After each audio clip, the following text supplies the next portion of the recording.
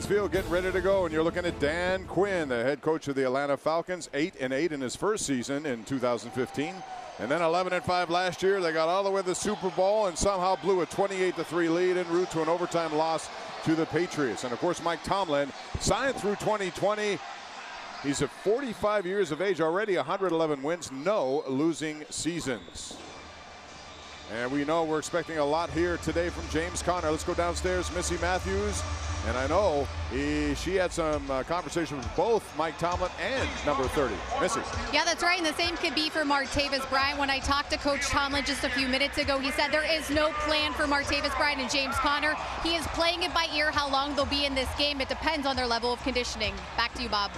All right, Missy, thanks. And Steelers have won the toss. Niall Davis will be back to receive this kick from Meyer. Mike Meyer went to Iowa. He's trying to make this roster, although it's a difficult assignment like a lot of young kickers face. Niall Davis back deep along with Fitzgerald Toussaint. And we're almost ready to go, Charlie. Sun is shining. New turf, new scoreboard, new everything, ready to roll. Where else would you want to be? Heinz Field, 4 p.m. It feels like a regular season game when you approach the stadium here today. But this is always an exciting time when you open up your preseason game. Yes, indeed. And the Atlanta Falcons have a new offensive coordinator, too, this year. We'll get to him, Steve Sarkisian, after Kyle Shanahan. The disappointment of that Super Bowl then took the job as head coach of San Francisco. And here is the opening kickoff, and it goes to Niall Davis. Davis across the 15, trying to find some open running room. Gets across the 20 to about the 23-yard line. That's a 17-yard return on the kickoff for Niall Davis. Joshua Dobbs comes in, and we saw him last week, the rookie out of Tennessee. And boy, he had a tough start with 2 interceptions, but then things changed pretty radically in the second half. Had a touchdown pass, 1 called back. Finished the game 7 for his last 10, Charlie. He did. He finished, like you said, 7 of his last 10. Stat line didn't look good. 8 for 15, 100 yards, 1 touchdown, 2 interceptions. But this is a guy who was eager to get out here. Opportunity for his next start. I expect to see him get off to a fast start. Martavis Bryant back on the field and in motion. Now he sets. He's going to get the wide receiver screen. Number 10 trying to get some yardage. Cannot do it.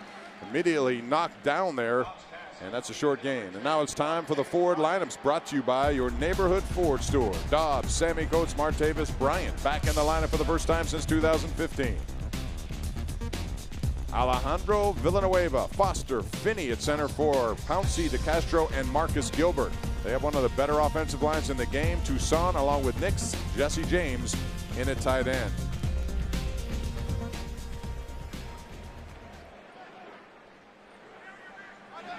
Dobbs in the shotgun now on a beautiful day for football. It is hot. The Steelers hope to be hot here on offense. And it goes outside. That's a gain of about 4 yards or so to Fitzgerald Toussaint.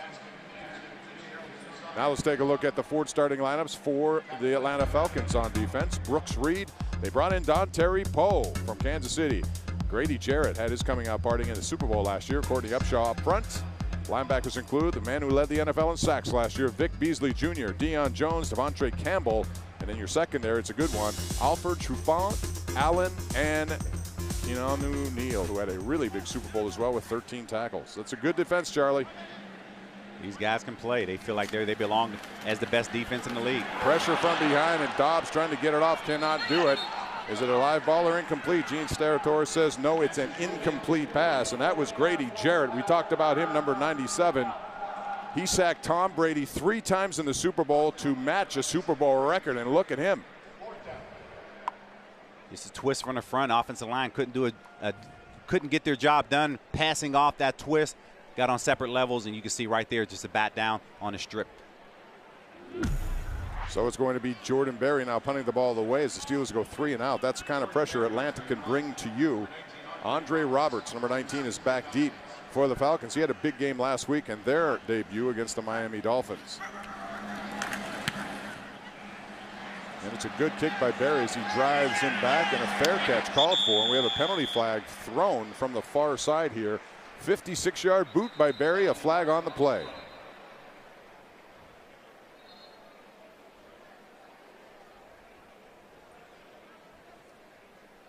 Normally in these situations, they go against the receiving team. We'll see what Gene Steratore, the pride of Washington, PA, says. During the kick, holding return team number 21, half the distance to the goal.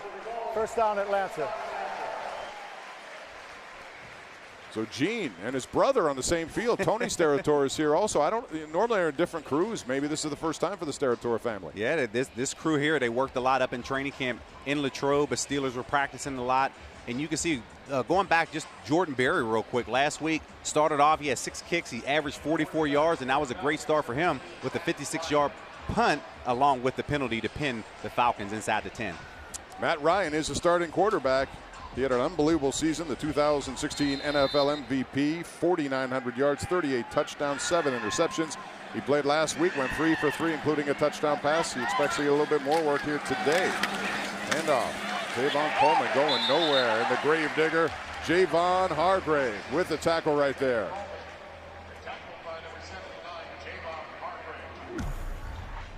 Hargrave just coming off. This is a tough guy to block, even in the double team. This is a guy they expect on first and second down. They're trying to create a package for him on third down to keep him on this field because they know how dominant he can be up front as he enters, especially coming in a pretty good rookie campaign. They expect to see him transition that into his second season.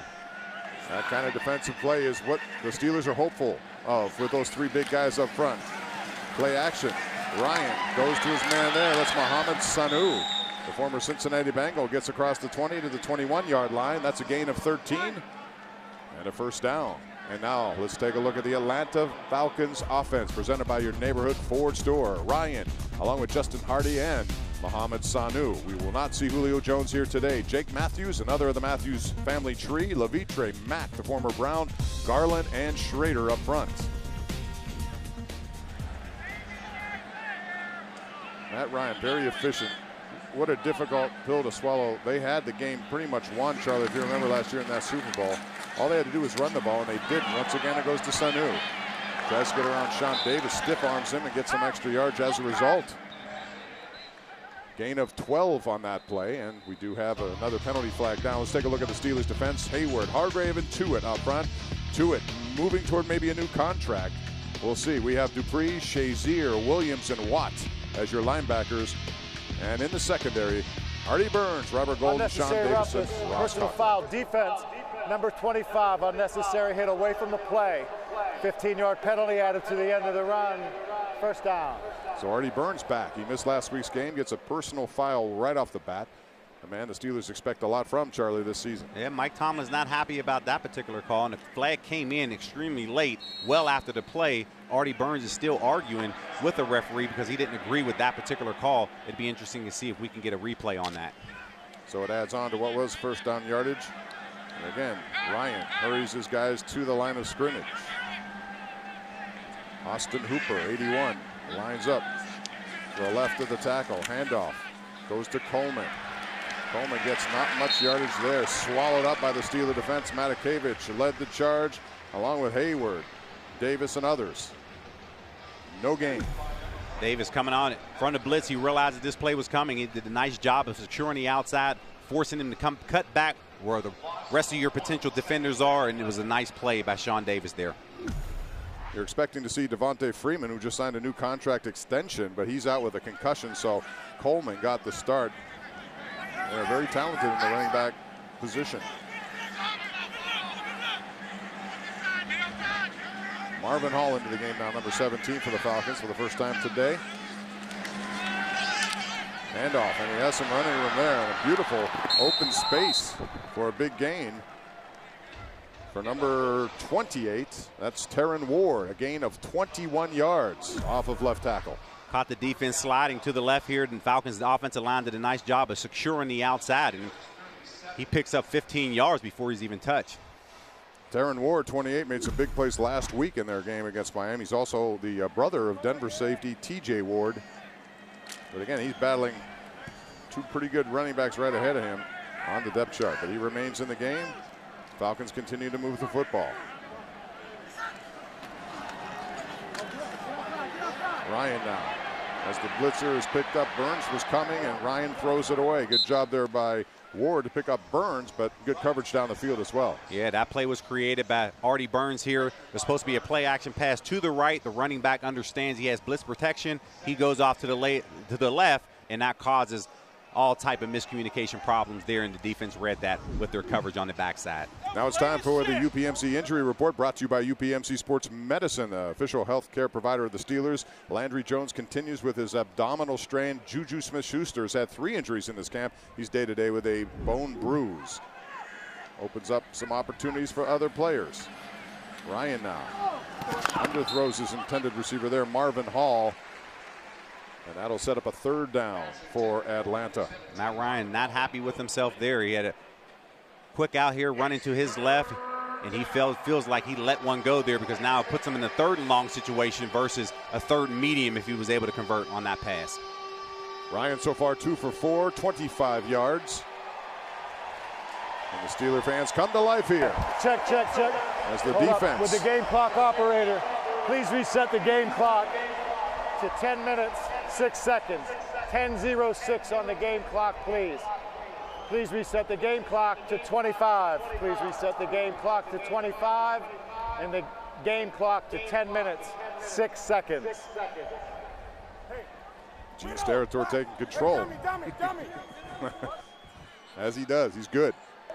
With the game clock operator, thank you. So Tony is his older brother. He is the back judge normally with Jerome Boger's crew, but he's here today, and I just wonder if it's the first time together for these two. All right, 3rd down. Steeler defense trying to get them off the field here. Ryan here, pressure comes. He steps up, he throws, he has his intended receiver, and that is Austin Hooper. And Hooper gets 14, and it moves the change. 1st down, Atlanta. Nice job by Matt Ryan here, stepping up in the pocket. See him here, nothing downfield initially. He steps up, creates a throwing lane here. Is able to work scramble drill with his tight end right there to convert for a big 1st down and setting them up as they approach the red zone. Hooper caught a 19-yard Super Bowl touchdown pass last year against New England as they built up that big lead, only to see it go away. Ryan steps up, throws behind his receiver, but a beautiful catch there down to the 5-yard line. And that is Marvin Hall once again. It's a gain of 18 yards for Atlanta, and they have moved right down the field now in the red zone to the 5. That was a beautiful catch. The Falcons, they love to run this inside skinny route here, and you can see the ball's thrown just a little bit behind, and you can see Hall right there with the great catch, putting the Falcons in at the 5-yard line here, setting them up for a potential touchdown.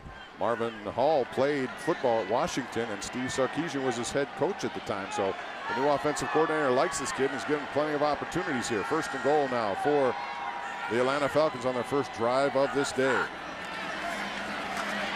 Holman juggled the ball, and now he has it. Or is that? Yeah, Terron Ward instead, 28, not 26, but he gets the 5-yard touchdown after originally juggling that ball just a little bit. Spreading them out, playing a numbers game inside. Falcons had the numbers they wanted to run the football in that particular situation. That was an easy 5-yard touchdown. Mike Tomlin is going and immediately trying to figure out what's happening to his defense, because that drive went down pretty easy for the Falcons. Yeah, 91 yards. After, you remember, there was a holding call on the return, backed them up inside their own 10-yard line, and yet they go 10 plays, 91 yards, 5-yard touchdown by Ward, occupying 4:37 of that game clock.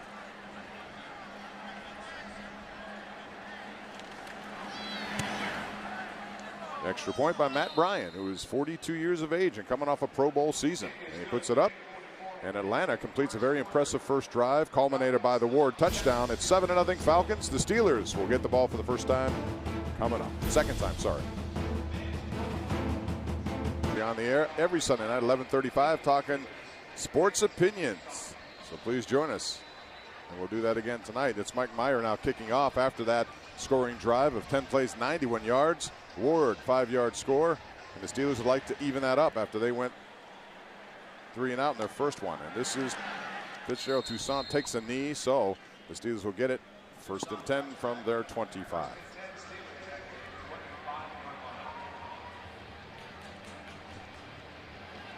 Toussaint got the opportunity last week. He'll get it again this week, but later we do expect James Conner Once again, there's your official scoring drive. 10 plays, 91 yards, 437 for Dan Quinn. And by the way, Dan Quinn was one of the first people to send a letter to James Conner after he heard about what he had gone through. He and Mike Tomlin are very close as well. Developed a long-time relationship back early stages of their careers at William & Mary. Hand off Tucson. Tries to get some running room, cannot do it. That's only a gain of 3 yards right there.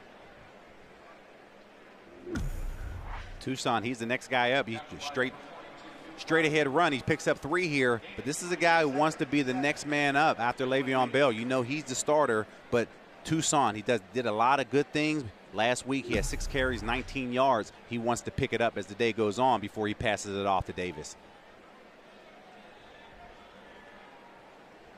2nd and 6, Steelers' second possession. Atlanta took their first one right down the field to score. Dobbs once again. Tucson, not much room there. Atlanta's defense can be tough up the middle. Short gain, only 2 yards. See those big guys up front for Atlanta. They can swallow you up quickly. And Jarrett's a guy who's come on strong, 97. Got right around Finney there to get to the open space. Yeah, and Finney's been doing a nice job going from guard to center. And here is the opportunity with Marquise Pouncey being out to secure that middle to be the next guy up. He is their swing guard, so to speak, guard center. And now he's proven his value as he now steps in into Marquise Pouncey's place. So it's 3rd and 4. Eli Rogers in. Dobbs, now here comes Vic Beasley with some pressure. Gets it off to Rogers, but right there for a short gain is a gain of just a couple. It's going to be short. So Rogers is short at that point, and Brian Poole made sure of that coming up from his corner position, but nice pressure off the edge there by Vic Beasley, who was the sack leader last year in the NFL. Trying to get some things going. Some initial pressure there. Dobbs stepped up in the pocket, finding his outlet. He was able to find Rogers. Unfortunately, it was short of the sticks. Rogers wasn't able to break out of that tackle, and it forces another punt. Nick Williams is back deep this time to take the Jordan Berry punt. Takes it at his own 14-yard line, trying to get some running room. Cannot do it. Beautiful special teams coverage down there by the Steelers. That's a 54-yard boot. Williams had nowhere to go. Only a 5-yard return, and Jordan Dangerfield made that play. We'll take a break. Atlanta goes back on offense. 7-0. They have the lead. There's a new quarterback. It's Matt Schaub, the veteran, 2-time Pro Bowler in the game after Ryan does his work on 1 series. Handoff, new running back is Brian Hill. Doesn't get much there. Schaub is one of those guys who's been around for a long time. You take a look at his resume, 3rd-round pick in 2004. He signed a 2-year, $9 million deal to be here after stints with the Texans, Oakland, Baltimore, Falcons in 2016, and now this year. People talk about Ben's 2 500-yard games, but here's a quarterback right here who has a 500-yard game under his resume, Matt Schaub. Yeah, he was at one point one of those top performers in the game from a passing yardage situation. Handoff, Hill trying to cut back. Tyler Matakevich gets him by the ankles. We have a flag down on the play.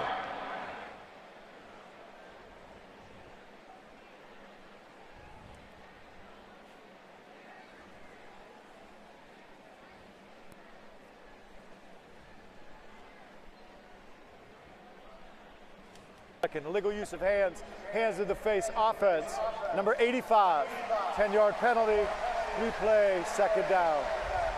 So that's going to go against Eric Saubert, who was one of their draft picks this year, 5th-round pick. Flag came in a little bit late there at the end of the play, but it benefited the Steelers here. Let's see if they can capitalize.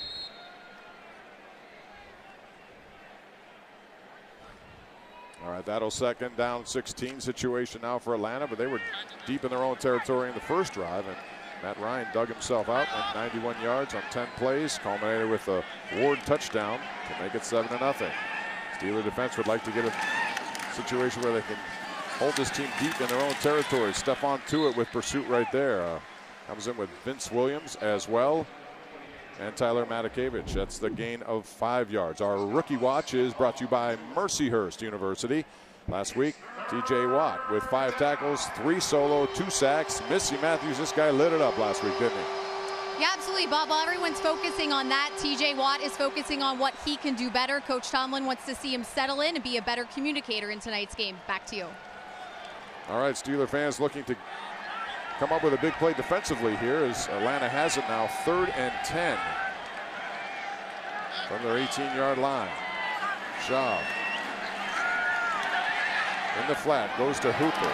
Hooper gets away from Will Gay and gets close to first down yardage, and Gay is mad with himself. He was there to make that play. It looks like a gain of 11 or close to that first down marker. We'll see where they mark it, but had a chance to nail him before that. That's just making a play. Nice coverage down the field. You have to come up and make the tackle on the other throw. That's 1, 2, 3, 4 missed tackles. Falcons able to convert for a first down. Mike Tomlin is definitely not happy about that one. Yep, they got away with one of those in the first drive too, and it led to the 91-yard drive. And anytime on 3rd down, you have to figure out a way to get off the field. If you get off the field in that particular situation, it sets you up for good field position, especially when you have your rookie quarterback with Joshua Dobbs trying to lead this offense down the field. You have to give them those opportunities. Now there's another quarterback in there, Matt Sims, number 4, who comes in for Schaub. Don't know why that is on this drive, and he fires right up the bat and has a completion for first down. Will Gay in coverage there, but that reception was made by Nick Williams, a gain of 11 again. That was an unusual substitution right there. It doesn't look like anything's going on with Matt Schaub on the sidelines. Maybe they just want to get an opportunity here to see Matt Sims in the drive, especially when you're battling for that backup job. You don't know when you're going to play, and they're going to insert him in the middle of the series, and let's see what he can do. He's grabbing his hand there, so don't know if he hit it on the helmet or what, but Sims came in there rather quickly. You don't see that normally because he was only in there for a couple of plays. Andre Robertson to game number 19 now. Sims fires in a crowd, knocked away. He's lucky that was an interception. It was intended for Darian Griswold, and instead it goes to the ground incomplete. Anthony Chickalo, he read that play beautifully. He was sitting there, he read the eyes of the quarterback, baited the receiver, and forced that underthrow. He almost caused an incompletion or interception here. You'll see Chickalo come right in here for that collision there, and that was something that could have been unfortunate for the Falcons there, but nice job defensively for the Steelers. Yeah, he tried to force that win. It sets up a 2nd and 10 now for Atlanta with Matt Sims. They got a lot of Matts on this team. Matt Ryan, Matt Schaub, and now Matt Sims, the 3rd-string quarterback. Handoff. Not much running room there. T.J. Watt was the first, along with Tyson Alualu on Ward, who doesn't get much, just a gain of 2.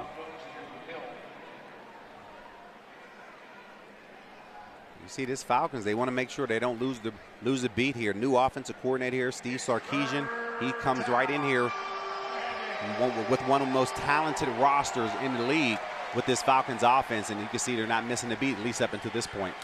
Atlanta's been good on 3rd down so far today, 2 for 2. The Steelers 0 for 2. They're trying to get that to stop. We'll see what they can do in this situation with Matt Sims. High snap. Pressure, fires, complete, first down as they continue to move down the field. And that is Anthony Doble, a gain of 16 for number 16. Matt Sims, nice job, sees the blitz, corner blitz from the bottom here, and he's able to set his feet and deliver and fire on target. Looking right at the blitz, and you can see him right here just completing the skinny route. That's the 3rd skinny route that they completed thus far here in this game. Anthony Doble, number 16, is from France. 2-time German champion in the Berlin Rebels, and he speaks 4 different languages. So Sims looking down the field again, fires coverage there, but he puts it right where he has to. It's going to be another first down, and Matt Sims has come in cold and made a big difference right off the bat. That's for Reggie Davis, a gain of 19 yards. Little misdirection play here to fake to the handoff to the running back, faking the handoff to the receiver, coming on the outside, steps up, delivers a strike in between Ross Cockrell and Sean Davis. Who needs warm-ups, Charlie, right? You just get in there and throw the ball. That's it. When you're competing for the backup quarterback job, you just never know when your opportunity is going to present itself. Just a great time for Matt Sims. Handoff up the middle, some tough yards there. The pile continues to move toward the 20-yard line. Brian Hare once again. That's a gain of 4. It looked better than that, but he's Get those legs churning. Tyler Matakevich, among others, there to make the stop. Red zone defense was the strength of this team last year. They were able to hold teams to field goals. That way, able to get their offense back. And when anytime you're giving up a field goal and you're putting touchdowns on the board offensively, you're a tough team to stop. And that's why the Steelers were playing some of their best ball towards the end of the season last year. 2nd and 6 now for the Falcons as they get close to that red zone once again. Converted the first time. Play action. Sims rolls right, throws, has his man. It's the big tight end for first down yardage, Darian Griswold.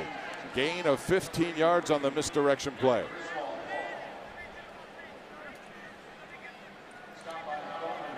Rob Golden, he was in position. Plays the boot, and you can see Sims just drops it right in between. And Rob Golden, here's a guy who's Mike Mitchell missed a lot of time in training camp. Here he is stepping in. He wants to be part of that next rotation for that safety coming into a game. We've reached the end of the first quarter, and it was a good one for the Atlanta Falcons. One score knocking on the door to another. Can the Steelers say no? We'll find out as the second quarter comes back here at Heinz Field. Falcons go 91 yards on 10 plays. Terron Ward with the touchdown. Steelers can't do much offensively. It's 7-0 Falcons. Experience TV by UPMC, the official healthcare provider of the Pittsburgh Steelers, and by Pepsi, the official soft drink of the Pittsburgh Steelers. First down for the Falcons now. Sims looking end zone, throws to no one. He felt the pressure, he threw it away. All right, ladies and gentlemen, if you're on Twitter, we like social media followers. We have a hashtag for you to follow if you want to get involved in the conversation. Hashtag Steeler Nation. It's hashtag Steelers Spotlight. Looking forward, Steeler Girl 58 says, looking forward to TJ Watt and James Conner, what they're doing.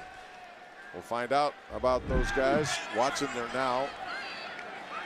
Conner should be in later. Second down after the incompletion. Sims tries a little fade over Artie Burns. It's incomplete. He's looking for Marvin Hall right there. And it will set up a third down and goal. And that first quarter was totally dominated by Atlanta. 162 total yards to 12. 12 first downs for the Falcons, 0 for the Steelers. In time of possession, 11-14 to 3:46. Atlanta is 3 for 3 on third down. This is a critical one as they try to get their second touchdown of this game.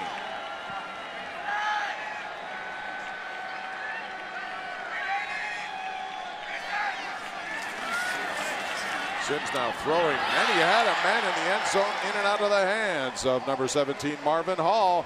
He made a little slant route. Charlie had the ball there and could not come down with it. He couldn't track the football as it was released from Matt Sims' hands.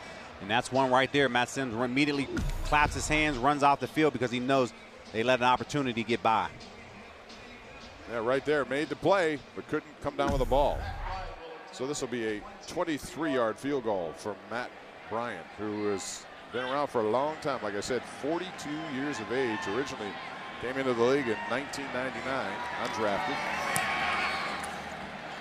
He was really good last year, and at 42, you wonder how long can this go on, but he's coming off a Pro Bowl. So I guess age is not an issue, Charlie. It's 10-0 as Atlanta has increased the lead after this missed opportunity. Have 76 yards, resulting in a 23-yard field goal. It could have been worse if not for that drop by Hall. Mike Tomlin cannot be happy with what he's seen from that defense so far, Charlie. No, they are really getting after this defense. But the Falcons play 3 quarterbacks. They are 9 of 15 right now. And there hasn't been much of a problem for this Falcons offense thus far. Mike Meyer kicking off again. We told you about him. He had a 50-yard field goal last week against the Dolphins. And they have an issue with him because they have Bryant with 42. They really like this guy. Now Niall Davis fumbles it at the 10, trying to get some running room, and this doesn't go for much, although he keeps on working across the 20 to the 22-yard line. Niall Davis originally fumbled that and then picked it up and got 18 yards. Not bad.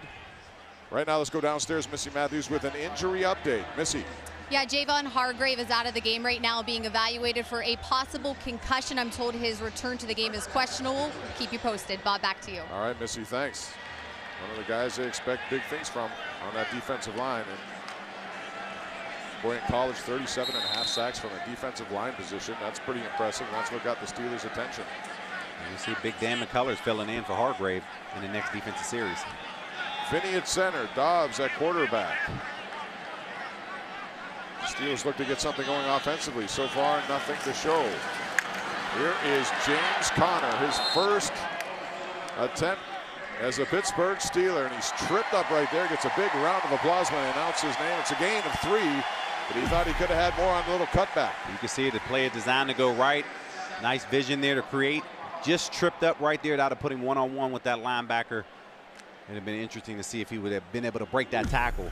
One thing he is very good at, he has a mean, stiff arm, and he's been that's been on display up in training camp in Latrobe. You know, it's amazing what he's been able to do, especially after going through all of that treatment, and yet playing last year, never missed a beat. Play action.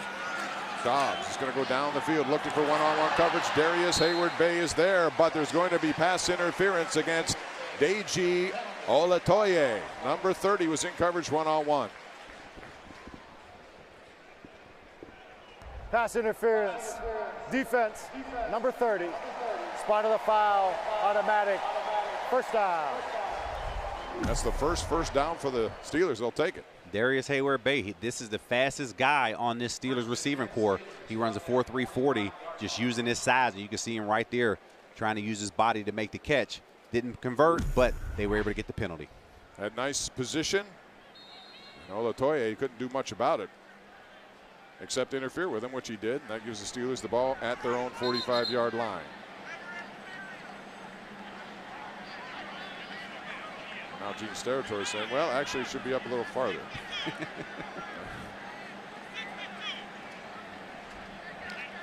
The way it's gone, the Steelers will take those 4 extra yards too.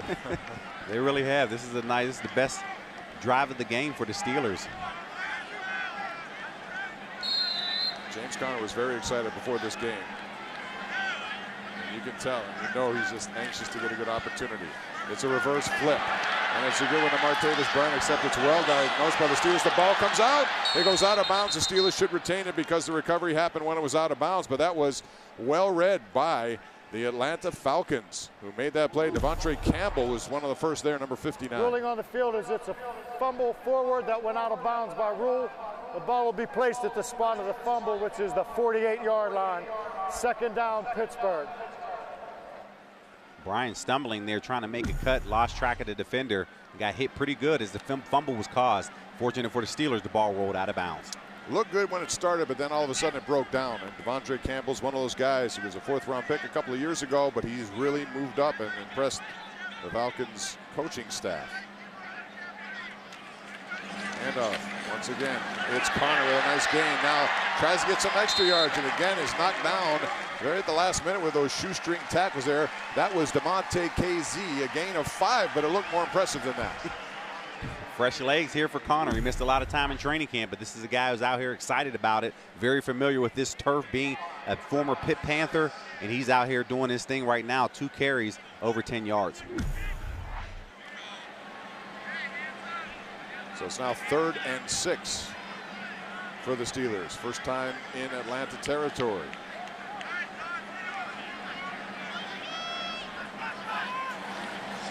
Here comes the pressure on the outside. Dobbs steps up, throws. Martavis Bryant makes the reception. One-on-one coverage down the sidelines. And the Falcons say that he pushed off on that play, but that's not going to be called. It's a gain of 24 yards, the first one since 2015 for Martavis. Martavis, 6'3" frame. You can see he can flat out go get it.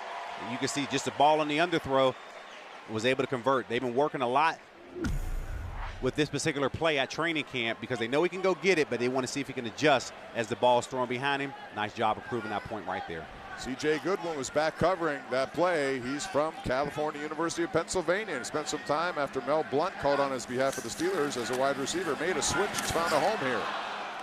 He went from helping out Mel Blount on his youth home to almost winning a Super Bowl ring last year because he was on their active roster. He did. This was a guy that really, when you look at C.J. there, he played a lot of offense and defense when he was on this Steelers team, and now it's good to see him find a home. He really has. He's a backup to Robert Alford. And like I said, it was a switch of position that worked for him. Mel Blount got it all started by calling the Steelers, and they gave him a shot at receiver. And now he finds a home there. 2nd down and 10. This time Conner's going nowhere there. Swallowed up almost immediately by Courtney Upshaw. But we do have Thought we had a flag. No, we don't. That was a loss of 6. Courtney Upshaw was right there to make that play. Something happened there to Hayward Bay. He limped off. He was laying on the ground. He's able to jog off, but immediately you see head athletic trainer John Norwick there going over there to figure out what's wrong with him. Courtney Upshaw, the former Baltimore Raven, played at Alabama, was on that Super Bowl team with the Ravens, now here in Atlanta. So now it's 3rd and real long, 3rd and 16 after the loss of 6. Dobbs, with a screen there to Jesse James, the big tight end, trying to get some extra yards. James continues to plow. He'll be short of first down yardage, but that's a gain of 12. He needed 16. Flag on the play.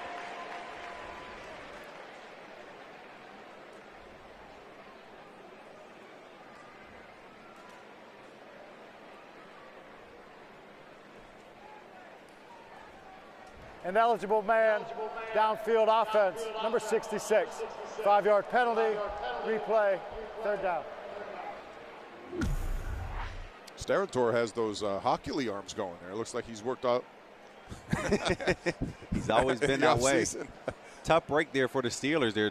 David DeCastro, nobody's on him. He's trying to time it out, understanding that a screen is called down the field, and that's just an unfortunate situation because most of the times the referees, they let that play go. Number 11, Justin Hunter, top of your screen. He's in the game. He's a guy who's had a pretty good camp. Been around the NFL for a while. Handoff goes to Connor. He has some blocking, tries to spin away from a tackle. And again, he'll be short. The Steelers play it safe right there, and that's a gain of 11. Needed more than that.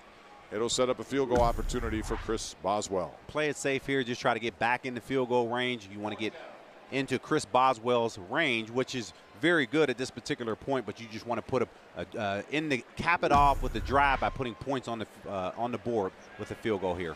42 yards for a man who's been very consistent throughout his career.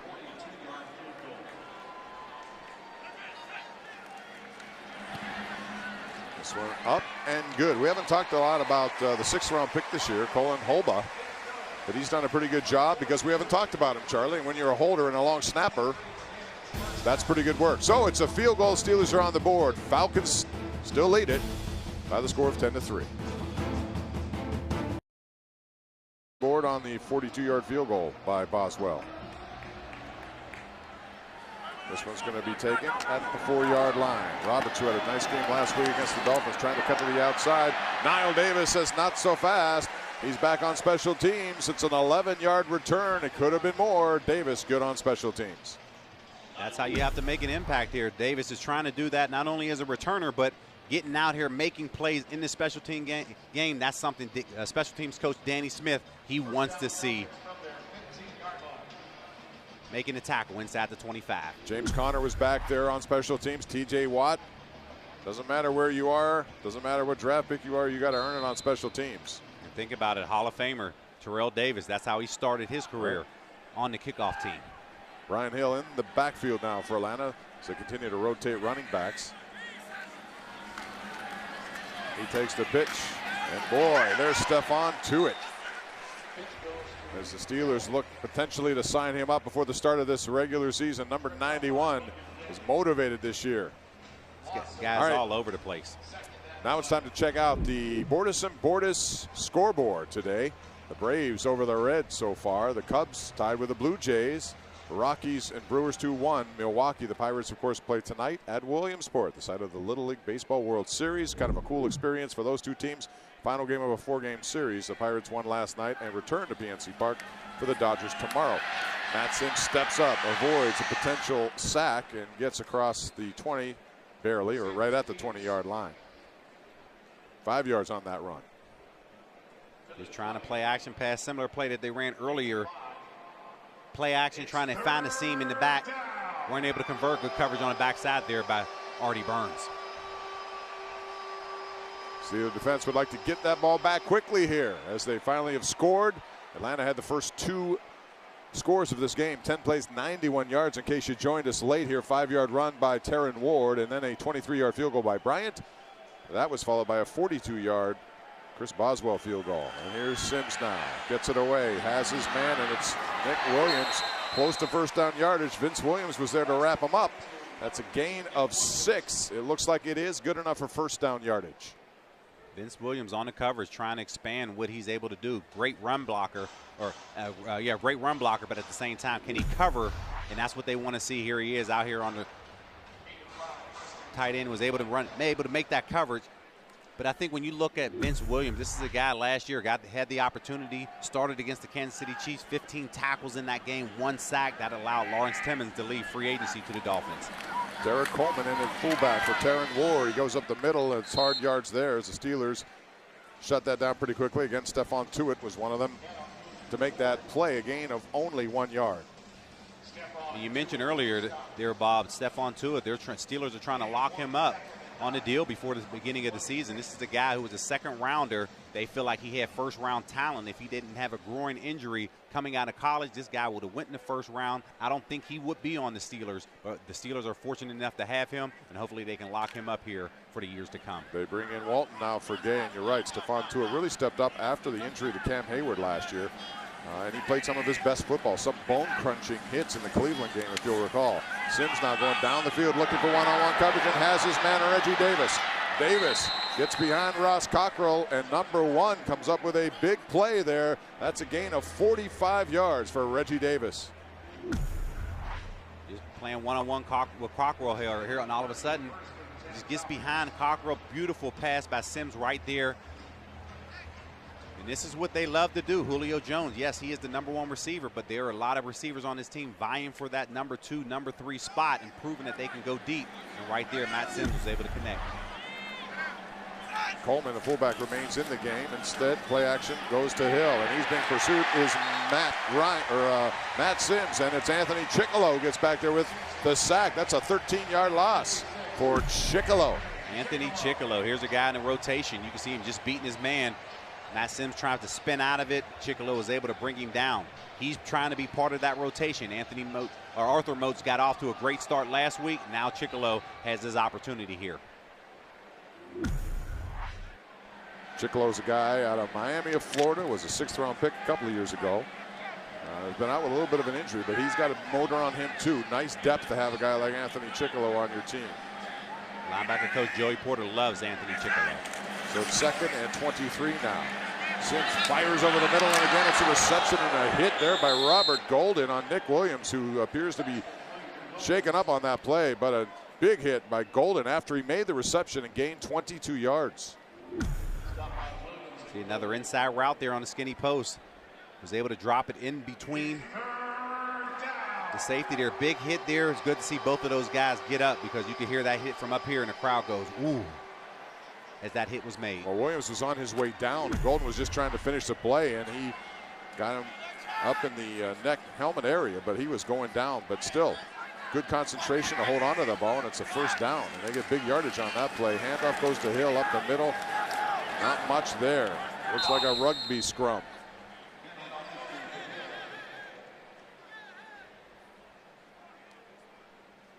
It's like a 1st down here. You can see this Falcons offensive line. They've been doing a nice job in 3rd and short opportunities. It'd be interesting to see, but part of this rotation, you haven't seen big Dan McCullers in there right now, and you can see right here, right now you have 96 LT Walton. He gets his opportunity now that Hargrave is out of the lineup. LT Walton is a guy who's been around now for a few years, offering support to the front 3 out of Central Michigan, a 6th-round pick in 2015. So a new set of downs for the Falcons as they continue to operate in Pittsburgh territory. Another completion, and this one is also going to be close to the sticks, if not at these sticks, against Davis on Cockrell. That's a gain of 11. So far, Davis has won that one-on-one battle. See the Falcons here. I mean, anytime you're moving the ball, picking up those 1st downs, they're taking their shots on 1st down. And right now, this bend not break mentality by this Steelers defense. They have to come up and make a play right here and hold this Falcons team out of the end zone. 1st and goal once again. Last time they were down here, they had a 1st and goal, and the Steelers denied them a touchdown. They settled for 3. Quick hitter goes to Burton, who fumbles, actually incomplete. It dropped right out of his hands. Deontay Burton. Steelers were fortunate in that situation. If he's able to make this catch clean, he has 3 blockers out in front, and he may walk into the end zone. So that's 2 drops Atlanta has had. They had a touchdown by Hall, dropped in the end zone. Sims has been real good. He came into the game, if you recall, quickly because of what looked like a hand injury to Schaub. 8 for 13, 142 yards.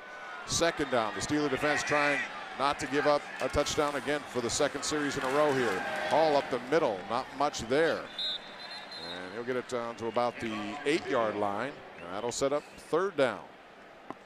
You see, talk about Matt Sims here. Here's a guy who's out of Tennessee. It's his 4th year in the league, and he's trying to prove that he belongs on this Falcons roster and trying to move up the depth chart. Grizzly went to the Jets as an undrafted quarterback. Doble back in the game for Atlanta, leading 10-3, facing a 3rd and goal. They've been good on third down. 5 of 6. The only incompletion was a drop pass in the end zone. It could have been a touchdown. Spread formation here. Sims rolling, finding, but behind his intended receiver. Good coverage here by Vince Williams and Tyler Matakevich, and that's on Brian Hall, the running back, or Hill, I should say. Came out of the backfield. So again, the Steelers, they bend, they don't break, and they will set up a field goal by Matt Bryant. Nice coverage here by Vince Williams in perfect position to bring the defender down. And that's what they love to see. They want to see Vince continue to build on what he's been able to bring to this team. Now they want to see him prove that he can be a 16-game starter in this league, and he's welcoming that opportunity.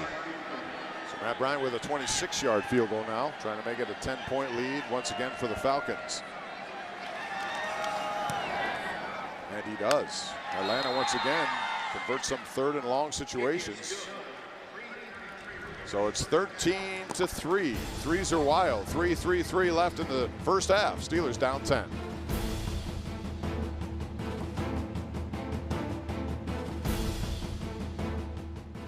And then check out the concert featuring Lee Brice at Stage AE Outdoors. Visit Steelers.com for more information. Right now the information is not good here. Steelers down 10. They've been outgained 239 yards to 47. Time of possession 18-16 for Atlanta, just 8-11 for the Steelers. Mike Meyer kicks it off again. Same twosome back there. Niall Davis, Fitzgerald, Toussaint. And this one is going to go to Toussaint, who takes it at his 2-yard line. Trying to gut up the middle. Has a little bit of room, cuts it to the outside before he's down at the 27-yard line by Burton in special teams. That's a 24-yard return. The Steelers go back to work offensively. You can see Toussaint there. He'll get the credit for that, but that block was set up by number 45, Roosevelt Nix. Nice job on the wedge. Steelers down 10, but with the ball when we return. PW, and that's a beautiful way to spend the day. See, if you're watching us, wave. Hoping you got a TV on there as the Steelers try to entertain you now, down 10, needing to get something going here late in the first half. James Conner with a Roosevelt Nix offering a block. Nice tackle there. Coming up late is DeMonte Kaiser. Gets him low. That's a 1 yard, actually a no gain situation. Slow developing play here. Roosevelt Nix, he's out in front of Conner, trying to set it up. Seals the outside there, but you can see safety coming out of the middle of the field with a beautiful tackle. That's how to tackle, right? You can try up high. A lot of guys do, but down low is the best way to knock somebody down. That's it. Bring him down by any means necessary.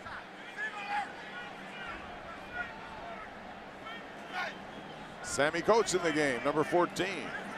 Looking forward to seeing what he could do. 2 broken fingers last year, derailed his season. Dobbs has some times, fires, and he has his receiver.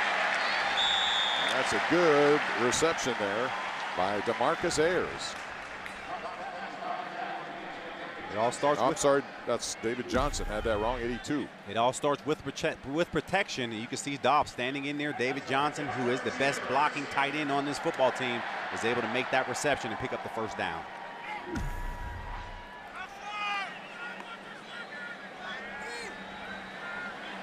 First and 10 for the Steelers after that completion. Now it's Dobbs firing and over intending that one to Justin Hunter, who made a little slant move on Janor Jones, but it was too high. We have some Twitter in, and this is a Martavis Bryant fan here, C. Damron, and he says Martavis Bryant is back and looking good. Well, he had a fumble there. It's going to take some time. We also have this one from Pittsburgh 187 on Twitter, James Conner. Dobbs is 5 for 8 for 44 yards, but they haven't had the big play. The one to Bryant down the sideline was it when he had one-on-one coverage with Goodwin.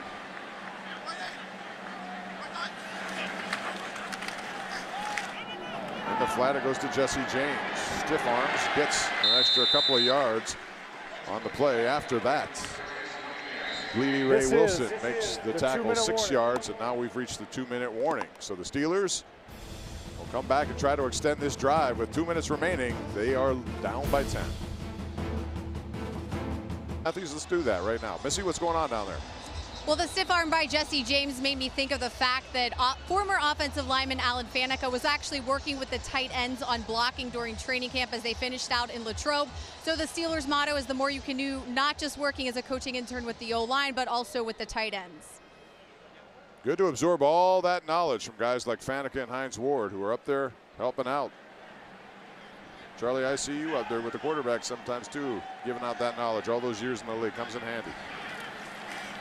Dobbs now steps up, uses the leg, flips it to Connor, who looked ahead and dropped the ball, and he had some real estate. James Conner got ahead of himself, and that one drops down and sets up a 4th and 4, and it would have been a 3rd down conversion. Huge missed opportunity right here. Dobbs steps up, realizes he wants to run. Hey, I have a guy right here, Connor. Just turns his head before he catches the football. It's the #1 rule you cannot do. Nick Williams back deep now. There's Jordan Berry. Continues to do a very good job with the Steelers. And this is a high hanger, fair catch. Brandon Dixon was right there to make sure Williams caught that. That was 33 yards, no return. So Atlanta will have an opportunity here in their 2-minute offense, leading by 10. And they'll see what they can do. Steelers looking for a big play on defense. We'll find out what happens next. Sims 8 for 14, 142 yards. And Nick Williams, number 15 in the backfield, has been good for him too. He has 3 receptions for 15 yards, and with 1:46 left, Atlanta tries to add on to their lead. Handoff to Ward, immediately hit right there, and that's Steven Johnson, who comes in from his linebacker spot, a gain of 1. Be interesting to see if the Falcons are content going to the locker room, or do they go hurry up? It looks like right now they just started to go hurry up offense. Steven Johnson adding depth to that linebacking core. Chicolo around the edge, doesn't get to Sims, and he has time to get it off. And it's a completion to Joshua Perkins. First gain of 5 yards and a timeout Pittsburgh for the Steelers. A 30-second timeout. Falcons a little indecisive there. They called a quick hitting running play, slow rolled into the 2-minute offense, and then all of a sudden they're just confused. And the Steelers are saying, hey, let's preserve some time, call a timeout, see if we can give Dobbs an opportunity to go down and put some more points on the board. But they're going to have to be better on 3rd down than they've been so far. They have not been able to stop Atlanta by and large on 3rd down, and we'll see what they can do on this opportunity. And that's why you take those timeouts. Give your quarterback another opportunity right before halftime. But they got to make a play here. Arthur Mote's in the game, and we saw his game last week with 3 sacks plus an interception. He'll be looking to get around the edge. 3rd down. Sims in the shotgun. 4 wide.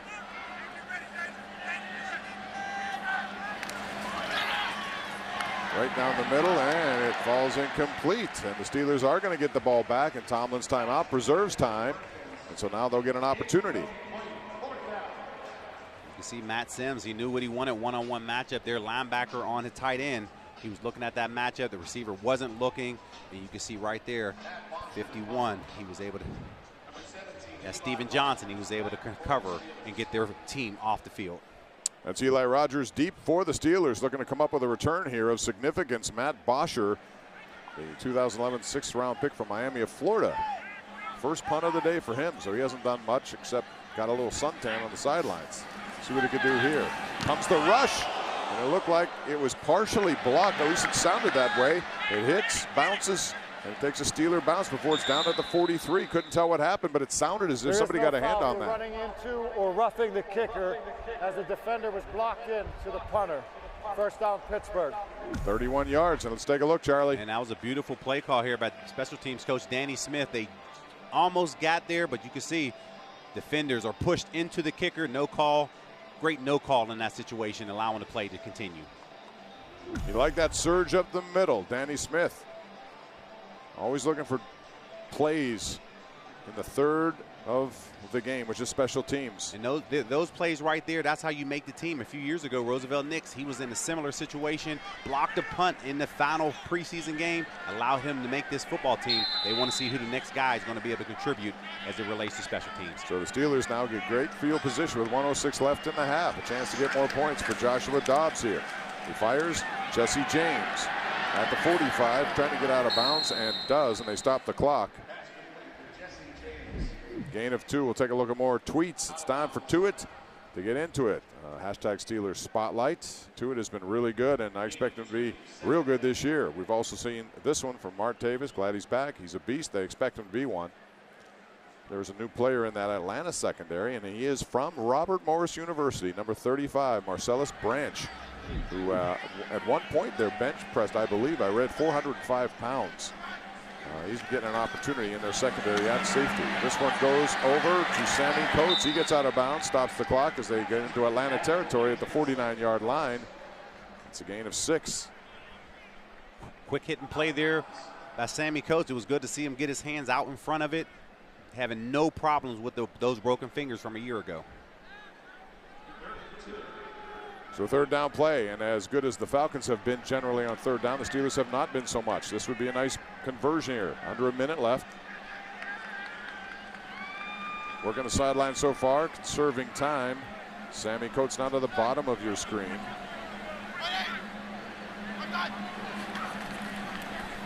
Dobbs in the flat, overthrows Connor, who's hit immediately, but that again goes as an incompletion. And the Steelers will now be faced with a fourth down, and they'll punt the football away. Unfortunate for the Steelers there. Dobbs feeling the pressure. He moves to his right, was not able to accurately throw that football to James Conner. I thought initially he may take a shot down the field. He had one-on-one coverage with Justin Hunter on the outside. Didn't take that shot, but anytime you check that ball down, you have to be accurate to be able to convert for that first down. They weren't able to do it, and here we are punting the football. Barry with his fourth punt of the day. He's averaged 46 yards so far. Another fair catch being called for by Nick Williams. He takes it to the 15-yard line. And with 42 seconds left after a 34-yard boot, Atlanta gets the ball up 10 with the football. Still 3 timeouts remaining, so you wonder what they'll do here. But you would think, why not give it a whirl down the field, see what we can do? Yeah, it'd be interesting to see. Last series, they were kind of caught in between whether or not they were going to go in the 2-minute drill, backed up on your 15-yard line. You're sitting here with a 13-3 lead. I wouldn't expect anything else but a quick hit and run, and they want to take it to the locker room. In case you missed us right off the bat, Atlanta first play. This with Matt Ryan in. They went 10 plays, 91 yards, capped off by a 5-yard run by Terron Ward. And then a couple of field goals by Bryant. The only points of the day for the Steelers, Boswell on a 42-yard effort. And that's where you are right now at 13-3. Matt Sims fires. It's complete. Matt Galambos out of pit makes that tackle on Eric Saubert. We take a look at the Bordas hotline. You can see some of the scores here. Braves over the Reds. Cubs still involved in a 3-3 game. Brewers 3, Rockies 1, and the Pirates and Cardinals tonight at Williamsport. You can see the referees here. They threw the flag. They're talking about it right now, and they picked it up.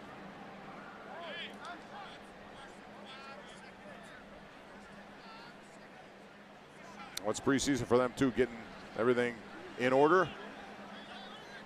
Jim Steratore, we'll see what he has to say.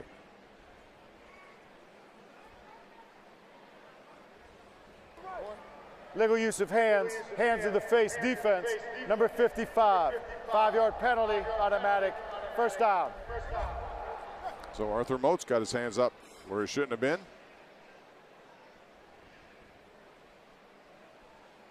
.33 seconds left, gives them a new set of downs. There we go, another timeout here. The referee comes off the sideline. Let's see what he has to say. Looks like they may decline the penalty.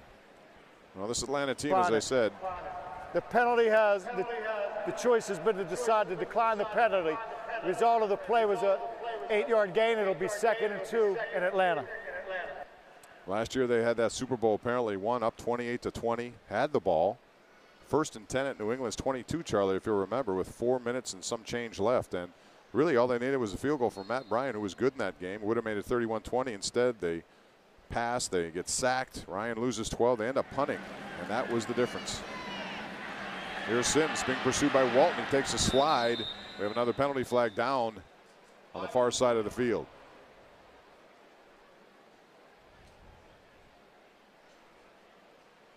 Offside defense, number 56 lined up in the neutral zone.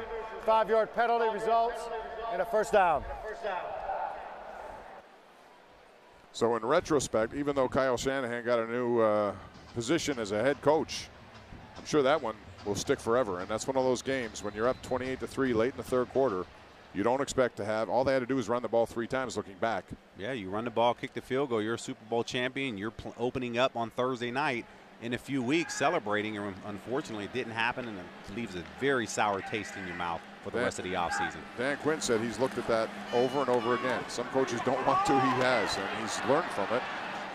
Ward with a little screen pass. L.J. Fort says no as he gets to the 19-yard line. First charge timeout. Atlanta. Atlanta will take its first of 3 timeouts. Timeout.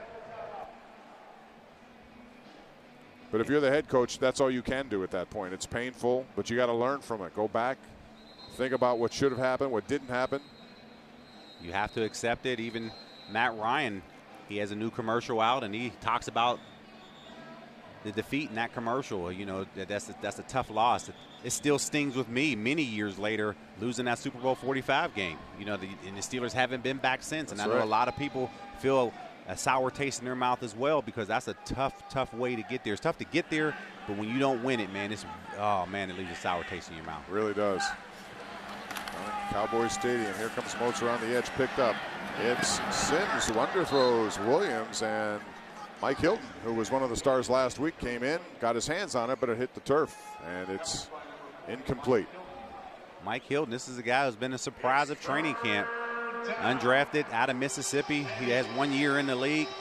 And this is a guy who really has made his own because he showed up in the OTAs. Mike Tomlin challenged him, wanted him to prove that as he continued throughout the preseason. And here he is with his opportunity. He wants to be part of that nickel rotation or that dime rotation as the regular season goes on.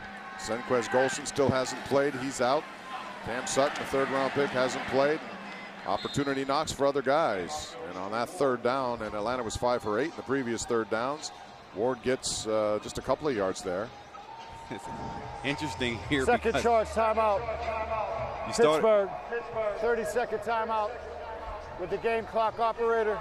Please reset the game clock to 8 seconds. 8 seconds, please. You started this drive here with 42 seconds. And I thought that you would have a quick hit and play, take it to the timeout, and head into the locker room. But here you are. You ran 4 or 5 plays. There were 2 penalties called. And here you are. You moved the ball up 15 yards. And now with not 8 seconds left, it seems like the Falcons are content here. Or they have to punt this football to give Eli Rogers a chance. You better believe Danny Smith and Mike Tomlin, they're going to turn around with a return to see if they can get a cheap touchdown here. That's what they wanted. They stopped the clock and said, why not? I have a timeout. Let's see what we can do. They haven't had many of these kind of splash plays and special teams, and they need it. And it's a block. This time actual contact there. And there's a Roosevelt Nix who blocked it. Anthony Chickalo has it. Time has run out, however, and there won't be enough time to run a play. But Roosevelt Nix came in, and he did this last year in one of our preseason games. He got his hands on it, and that created the opportunity. This is a guy who made the football team a couple years ago because of that same play. Danny Smith knows exactly what he has when that guy lines up on the special team return unit. Great job by Rosie Nix. This coaching staff loves this guy because Roosevelt Nix, he started his career as a defensive tackle at Kent State University. Too bad they didn't have at least 1 second left. They could have turned that into at least 3 points. As a result, it goes down as a good play for Nix, and it's certainly very aware of the coaching staff. They want to look for plays like that. So the Steelers come up with 3 points, but Atlanta scored on their first couple of 13-3. The Falcons lead at halftime here at Heinz Field. You never know what 3rd down missed opportunity could lead to a touchdown. And you heard Mike Tomlin talk about a missed 3rd down on 3rd and long led to a touchdown. Falcons are going to get the ball to start the second half. Boswell will kick to that man, Reggie Davis, who had a nice big reception in coverage with Cockrell. And we'll see what they can do. Steelers had a good second half last week in MetLife Stadium. They'll try to duplicate that this one. Davis up the middle with a lot of speed. He gets close to the 30-yard line before he's knocked down. That's 32 yards on the return. He's coming out here making a play. You can see him just coming right up the seam here, and anytime it gets back to your last layer, that's not a good coverage team for you. Danny Smith is not happy in that situation. Matt Sims remains in the game, and he had a good first half.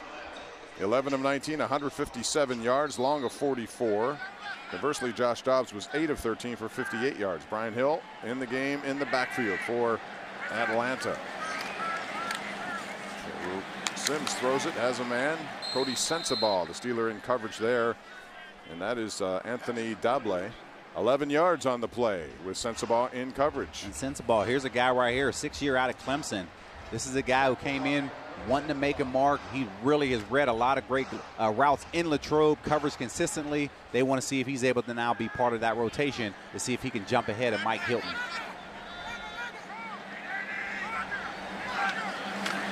Sims handoff again. It's Hill making a cut, following his blocking, gets to midfield and more. He has first down yardage, a good extra effort run there. We have a flag on the play, but Brian Hill. Holding. Offense number 72. 10-yard penalty, replay, first down.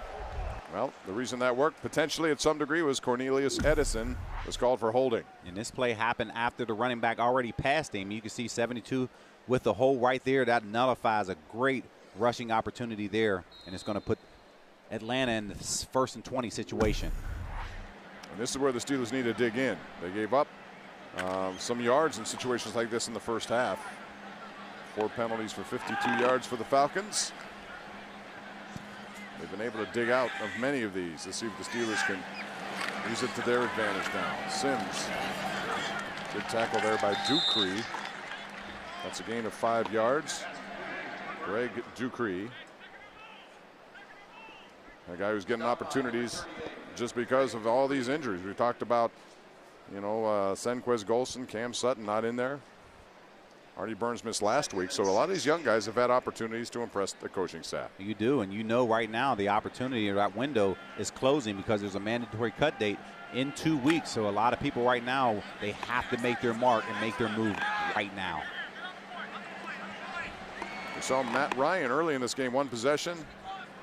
They were down deep in their own territory, but he marched them 91 yards to a touchdown, and that was all for him. Then Schaub came in. The game left quickly, and now it is Matt Sims. Anthony Chickalo there in pursuit of the ball carrier. Short gain for Ward. It's 3 yards, and that'll set up a 3rd and long once again for Atlanta. They've been good in these situations. The Steelers need to make something happen. Yeah, here's the first opportunity here in the second half on 3rd down. But it's just amazing, a change of scenery for Matt Sims. He leaves the Jets. You come to this Falcons team, different offense, a lot more talent, and this guy has come in and really has made his mark in the first half. Let's see if he can continue to move this Falcons offense. And a new coordinator. We talked about Steve Sarkisian, who was with Alabama last year just for their national championship game after he was with the broadcast part of their Atlanta football. Here comes Chickalo, and feeling the pressure was Matt Sims, and Anthony Chickalo gets his 2nd sack of this game. Seemed like last week it was Arthur Moats, TJ Watt. Here's Anthony Chickalo coming on the outside, beating his guy with speed, and he's able to pick up his 2nd sack of this game.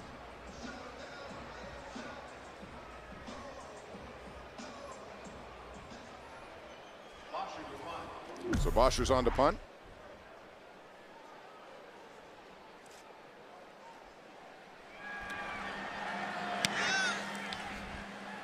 They had one partially blocked in the first half, and then one blocked altogether there by Roosevelt Nix right at the end of the first half.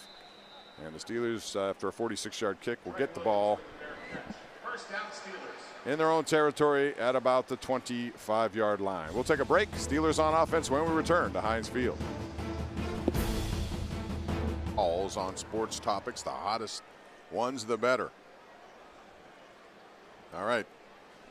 Dobbs 8 of 13, 58 yards. James Conner in the game, 5 carries for 13 yards. And he had a couple of passes he would have liked to have back. And there's an explosion by number 30, James Conner, who off the left side of that offensive line gets his best carry of the day. That's 11 yards for James Conner. Nice job by that line. creating that cutback. And here Connor accelerating through that hole. It's good to see him put that shoulder down with no precaution. And that was something that they wanted to look forward to or look to see as this game went on, how that shoulder was going to hold up. You can prove right there that he was able to withstand that. First down for the Steelers now. Third quarter, down by 10, and again it's Connor up the middle this time. Gets a yard or two before Atlanta shuts down that hole. That's a gain of only 2 yards, but you know, James Conner, third-round pick, the second of 2 third-round picks. One of the most inspiring stories in the draft. As I said, Dan Quinn was one of the first to reach out to him after his battle and his win against Hodgkin's lymphoma. Steelers, of course, watched it up close and personal on the south side. They're right next door neighbors to the Pitt Panthers. Charlie, I was amazed what he was able to do coming back from all that treatment. Not easy. He's in the flat now. He makes the reception. This time he hangs on, but not much there at all. That's a gain of 1 yard, and it didn't fool anyone. It didn't. And you talked about Connor there and the inspiration that he provided, not just to his team, and personally, to something that really has carried throughout the entire Steeler nation, throughout this country, because people who visited training camp, they were talking and telling their stories and how much of an inspiration he was to them to continue to come out and really battle whatever fight that they're going through. So it's good to see him continue to come out here and really persevere. All right, 3rd and 5. Steelers would like to keep this drive going and move the chains. They'll have to convert here. Flags fly. Pressure up the middle. Joshua Dobbs eludes the pressure. Now he fumbles the ball, and it fumbles it out of bounds. Atlanta looked like they might come away with it there, but instead it goes out of bounds. And that was Duke Riley, who was in pursuit. Jataris Jones also. We have a penalty on the play. Offside, defense. Number 30 lined up in the neutral zone. That 5-yard penalty results in a first down. All right, let's go downstairs. Missy Matthews, more injury update news. Missy, what's the latest? Yeah, not good injury news, Bob. Both Javon Hargrave, who was evaluated for a concussion, Steven Johnson with a hamstring have been ruled out for this game. Back to you. Concussion and the hamstring. Those hamstrings can be dreaded, boy. They last a long time, Charlie. When you get them, you just don't know. Tough break. Steven Johnson has been having a really good camp. Ryan Shazier missed a lot of time with that hamstring injury, and he was waiting to come out here and prove that he can be part of that rotation and be more than just a special teamers. Tough break for him. All right, here's Dobbs now. Losing some pressure, and it goes to Xavier Grimble. Has the ball, comes out. Looks like an incompletion. Flag flies from the secondary, but that's an incomplete pass. And it was Quincy Mulger who was there to make the play, but we do have a flag.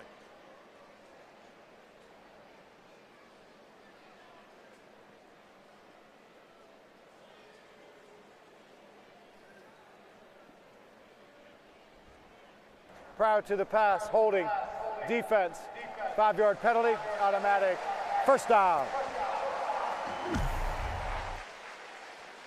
Nice job by Dobbs stepping up in the pocket, delivering the football. That's something Xavier Grimble, he has to hold on to. Defensive holding was on number 41. And this team, they want to see Grimble take the next step and be part of that third tight end rotation. Right now, you know Jesse James is the starter, but they want to see the next guy standing up, and they expect a lot of good things from Grimble.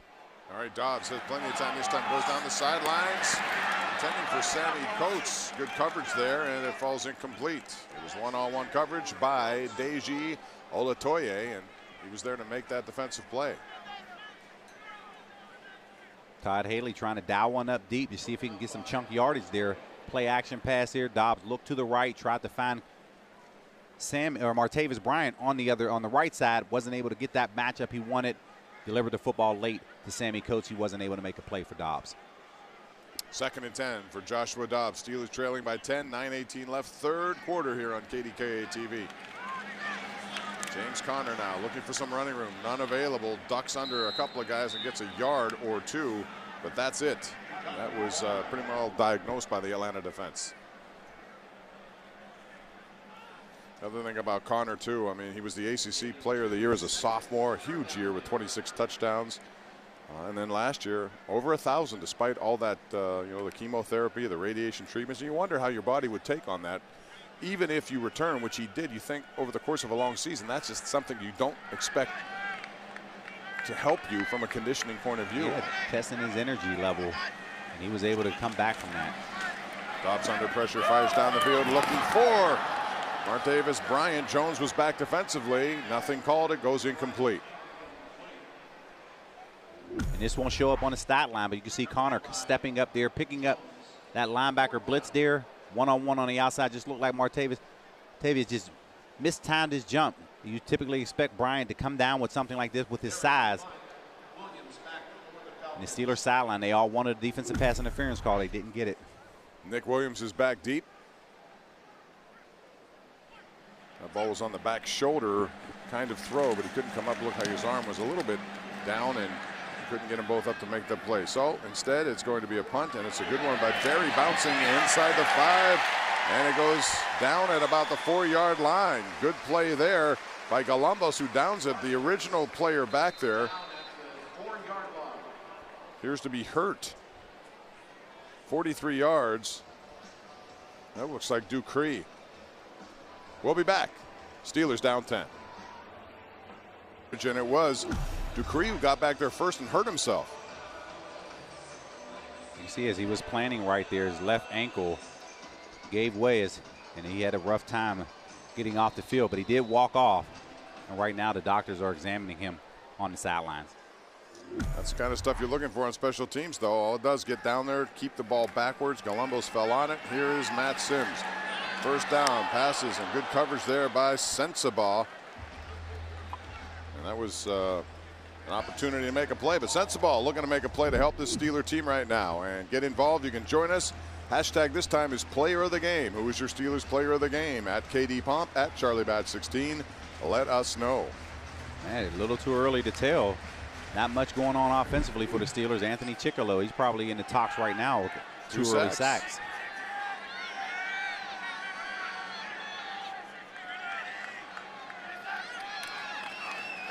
Sims the handoff. Ward trying to get outside, and the Steelers move laterally very well. Galambos was one of those over there. A bunch of other Steelers. LT Walton clogging up that side. This is a guy right now that wants to be part of the rotation. He wants to leapfrog big number 93, Dan McCullers. The defensive line coach, John Mitchell, he's leaving him in there because he wants to see what Walton's capable of doing.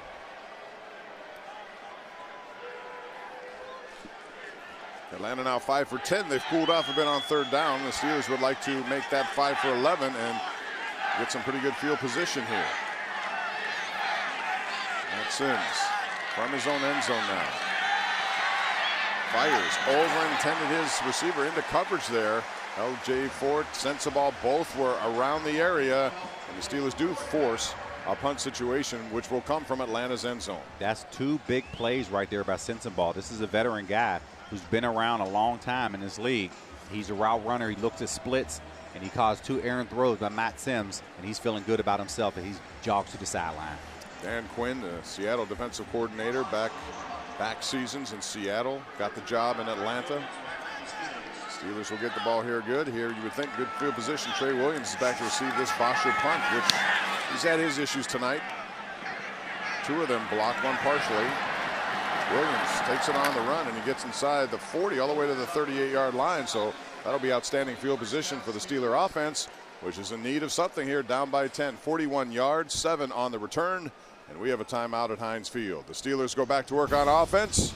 We'll see what they can do with Joshua Dobbs still under some company, looking to get some kind of sustained touchdown drive. So far limited to just 1 field goal on the day by Boswell. That of 42 yards. Hand off to James Conner. Conner over the right side, not much, gets a couple of yards, and that's about it. Once again, those big guys up front. Had a lot to say about that. Chris Odom from Arkansas State, number 91 or 93, was there for Atlanta. See, best field position of this game for the Steelers. They have to figure out a way to put this ball in the end zone. They haven't been able to do that. Dobbs, he's off to a rough start, 9 of 16, 61 yards. And let's see if he can now put a couple throws together to get this team in the end zone. Gerald Hawkins in at left tackle now, a guy they like, although he's had his problems early in this preseason. Dobbs looking to get away, cannot do it. Wrapped up, or he keeps his feet alive. Dobbs escapes, get to the sidelines, and boy, he made something out of nothing there. It looked like Tanila Tupou had him, and he got away from that. This is what Dobbs has been able to do. He's known step up in the pocket. He can use his legs, get out of trouble here. Most quarterbacks would have went down. Here he is just trying to get back to the line of scrimmage. Turn a negative play into something good. Those quick feet, that's an asset. He had a nice 16-yard run last week against the Giants. 3rd and 12. Steelers only 1 for 7 on 3rd downs today. Dobbs back at the 50, fires. Connor, and again that falls incomplete. James Conner has been having his problems receiving out of the backfield. You see him tough on himself right now. 2nd drop pass of this game. And that comes with missing some time in training camp. Yeah, you would like to think that guys would be able to, and that's automatic, and be able to catch that football. But when you're not getting that timing and coming in and out of routes, those type of things happen. You see Sensabaugh, a lot of guys, Jesse James over there consoling him. It's tough. It's first live action here. I'm sure he was excited, more so than most players would have been, considering the circumstances. But look forward to more of this in the next couple of weeks, where he's going to get better opportunities. Nick Williams makes another fair catch. That's his 3rd of the day, surrounded by black and gold players. And once again, the Steelers cannot turn good field position into points. They still trail by 10, 3rd quarter at Hines. Position, they trail 13-3, 3rd quarter. Atlanta back on offense. And the Steelers looking for coming up with some sort of play here to turn the tide a little bit. Sims rolls to his right, looks down the field, overthrows his intended receiver, Darian Griswold. Missy Matthews down on the field with more information. Missy. Hey, Bob, number 29, Brian Allen, is someone to keep an eye on this second half. He's the Steelers' 5th-round draft pick, converted from wide receiver to cornerback in college. And with injuries in the secondary, we've seen a lot of him the last week at camp and training camp, and coaches are liking what they're seeing in terms of his progression. Back to you. All right, thank you, Missy. Yeah, there he is. He's a big corner at 6'3". Atlanta had an illegal man downfield, so that's a penalty that'll bring them back a little bit. But he's out of Utah, is Brian Allen. 4.48 40-yard dash speed, and he's more of a project, Charlie, isn't he? He's got a lot of talent. He is, and you can see that working on one-on-one drills up in Latrobe at training camp. It's tough to throw over this guy. You have to be accurate if you're throwing the deep ball towards his direction. So they want to see him continue to develop and work in this defense. After the penalty, handoff. Not much coming there as the Steelers. First it was Farrington Huguenin, number 49, who got in there. I don't know if he made contact with the ankles. LJ Fort and Sensabaugh also there, only 1 yard on that one. So the Steelers once again have Atlanta in a little bit of a hole here at 2nd and 14. Another nice job by Sensabaugh coming off the edge there, putting his head in the tackle, but that's not something he wants to do from a cornerback position. That's why you see number 54, LJ Fort, coming up there from Northern Illinois. This is a 3rd-year guy continuing to make plays in this defense.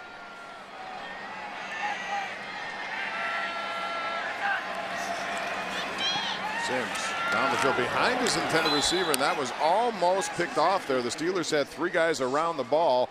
Eric Salbert had the ball behind him and could not bring it in. Got more Twitter action, Charlie, coming at you with the hashtag player of the game. In my opinion, this tweeter says it's Connor or Chickalo. Chickalo has 2 sacks. He has 2. That's my early favorite right now is Anthony Chickalo. Yeah, I would agree. He's been good off the edge. The Steeler defense, these are the kind of situation where they need to come up with plays. 3rd and 14, especially this deep. They did it before, and they got a nice punt that resulted in good field position. They need to do that again. Pressure up the middle.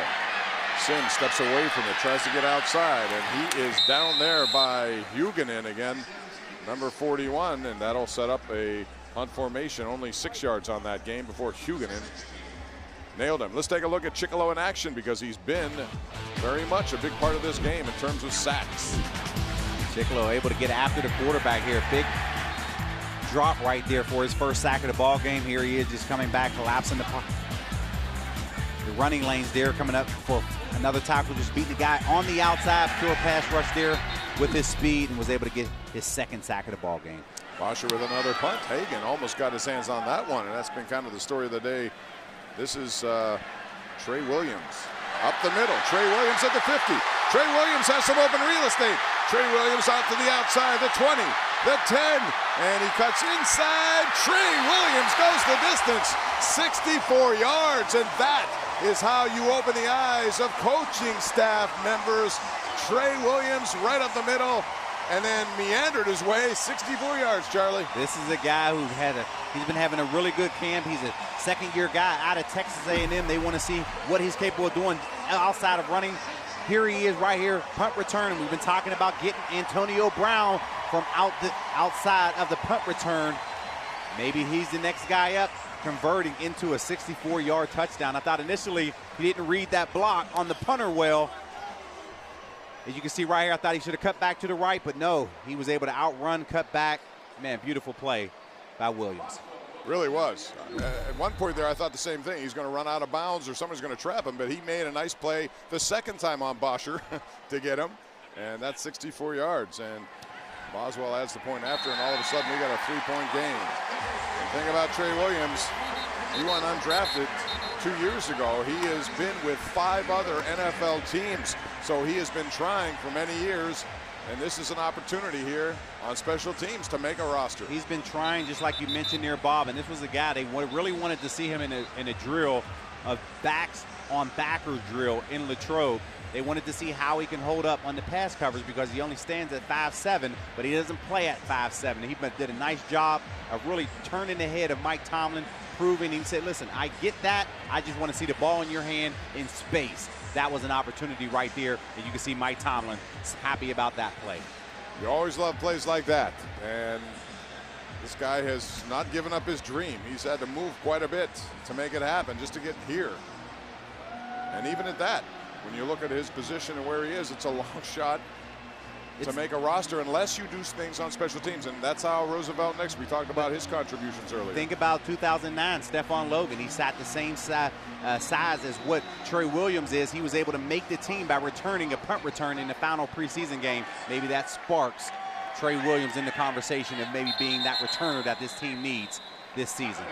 Reggie Davis says, I'm not going to bother with a return. He takes a knee, and Atlanta will get some of his best field position of this third quarter. They've been backed against the wall, and the Steelers took advantage of that. They got a 3-and-out, they got a punt return, and now all of a sudden it's a different game at 13-10. That's why you play all 3 phases of the ball game. Not much going offensively. Best field position came last series. They weren't able to convert that into any points, but anytime now you are able to now in your return game convert that into a touchdown. Man, it really changes the outcome of this game.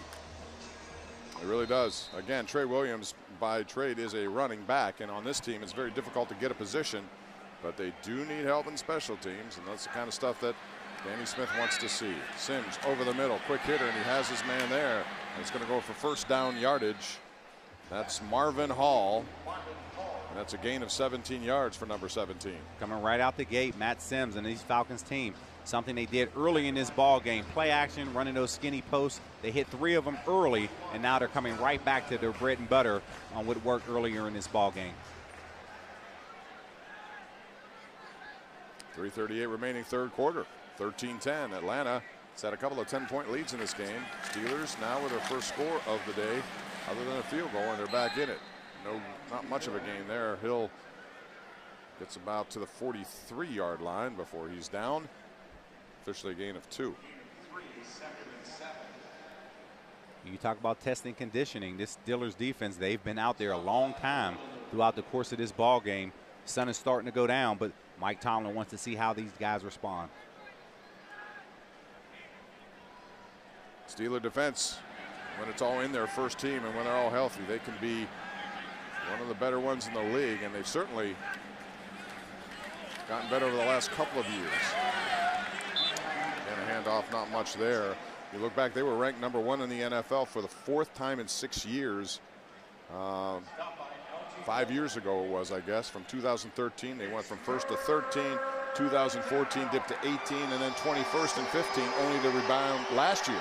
And I think Keith Butler and company are thinking about what they can do this year with a healthy unit. Yeah, and they started off slow in the sack category, but they really picked it up in December and January, and that really helped prevail them all the way to the AFC Championship game. Another third down. Steelers have been good of late on third down. Atlanta owned it early on. Sims looking for the sideline, and Dobley is there, but so is Brian Allen. And the ball's out of bounds, incomplete. So once again, Bosher will come onto the field to kick the ball away, and the Steelers, and Trey Williams is back deep. You heard Missy talk about Brian Allen, and he was in this particular play. He caused that errant throw on the other side. That happened on third down, but we didn't talk about second down. LT Walton, this was a guy who really stopped the running back on that particular play, and it caused a go from a third and short to a third and long, and now the Steelers are able to capitalize. Atlanta 0 for its last 7 on third downs after they came out on fire on third down. And so Bosher with the kick. Trey Williams is going to take it. Actually, the ball goes into the end zone. He lets it go. Smart decision, and the Steelers will get it at the 25-yard line. That's a 56-yard kick. You know, they had a special visitor this week at training camp. All of you who listen to 93.7 The Fan know that Colin Dunlap's little daughter, 6-year-old Darren, has been battling cancer. James Conner has certainly become a friend. Missy Matthews has more of that story from St. Vincent. Missy. Bob, Friday was absolutely perfect. Excuse me. What a way to end training camp. Darren, along with her dad, Colin, personal guest of head coach Mike Tomlin. The team presented her with a number 30 jersey for her favorite player, James Conner. But with her name on the background, she had a chance to meet Antonio Brown, James Harrison, the entire team. We wish her all the best in her battle. It was such a pleasure to meet her. Back to you guys. She's a battler for sure, and our best to the Dunlap family. She's one of those girls that you look to for inspiration. Someone tweeted, and I thought it was a good on a slant pattern complete to Hunter. Charlie, I thought it was a good tweet that they said, not often do you see a picture that involves James Harrison and you realize that he's not the strongest guy in the picture. You're absolutely right. Darren. You're absolutely right. Prayers are going out to the Dunlap family. So that was Justin Hunter for the first time on a little slant. He's been around the NFL, 78 career catches, 12 touchdowns. He's had a couple of drops at St. Vincent, but also made some plays, and he's among that group trying to make the final 6 if they keep 6 at wide receiver, which they normally do. Conner now, not much running room again. Offensive line breaks down, and that's going to be a loss or a no-game situation. You just mentioned right there Justin Hunter. Prior to that, he was the early surprise of training camp. He was making a lot of plays whenever Bryant and Coates was out, and everyone was surprised on why he was bouncing around the league. Missed a couple days with his knee, let it rest. Sammy Coates came back, but Hunter now wants that opportunity to prove that he could be part of this rotation, like you said, if they keep 6 receivers. Steelers are 1 for 8 on third down. This is the third and short situation. This is where if you're Todd Haley, you want to see something happen.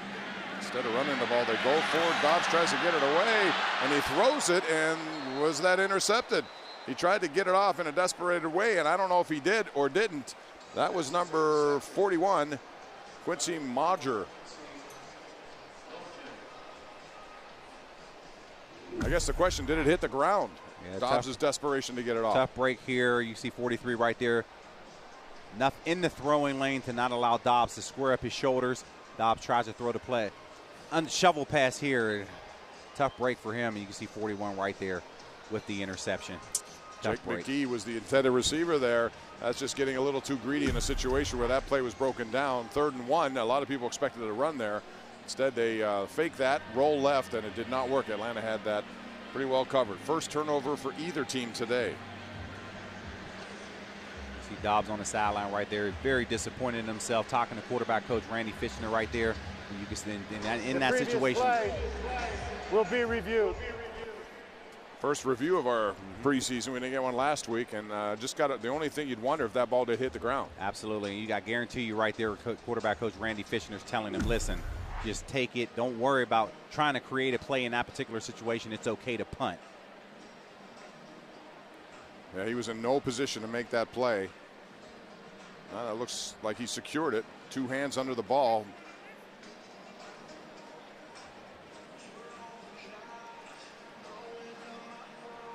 And based on that first look we had there, you think that would stand. Quincy Maja.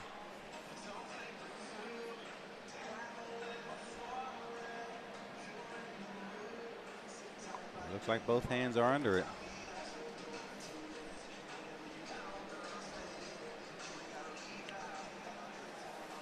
Now, this shouldn't take long. Gene Steratore and his crew called that correctly. An interception, unless there is another view that we haven't seen. We've seen this in baseball from time to time where sometimes, although these guys get the view right here and get to call it. There's not much. Jake McGee was initially open as he ran to the flat. There was not much he can do as he tried to turn back and help on that pass. After review, the ruling on the field stands. It is an interception, Atlanta's ball, 1st and 10.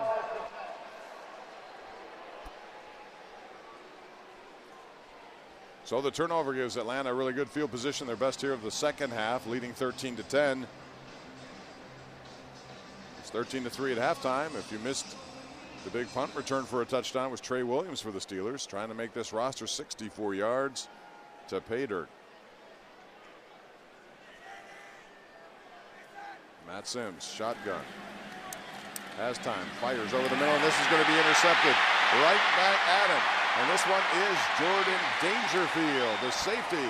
Well, I don't know what was Sims looking at, but that was 17 yards on the return. But Dangerfield had an easy one there, Charlie. Yeah, it really was. That terrible throw. That Matt Sims, I'm not sure if the receiver is supposed to run another route, but it looks like Dangerfield was running a route for him. He's able to catch the pass. You can see that's something that Dangerfield, he wants to be part of that 4 or 5 man rotation at the safety position. What better way to make a play out there in the secondary whenever you get on the field? Can't control how you get out there with the turnover, but recreating one, giving your offense the ball back. Good for Dangerfield. We have Bart Houston in the game for the second time. We saw him last week, first time today here at Heinz Field. The big guy out of Wisconsin, 6'4", 216. He missed a couple of open receivers last week. Marcus Tucker was open twice, and he overthrew him. We'll see what he can do here today. Tucker is the man right there. He makes a reception, and it's a big hit right there at the very end of that play. Administered by Josh Kays. 3-yard gain. Interesting here. Bart Houston, this is a guy who loves to throw the football down the field. And they put him in this situation. They want to see him go in that 2-minute mode where he could push the football down the field. It's going to be interesting to see how Todd Haley calls this play. Calls the offense as we now go into the fourth quarter. The end of the third quarter.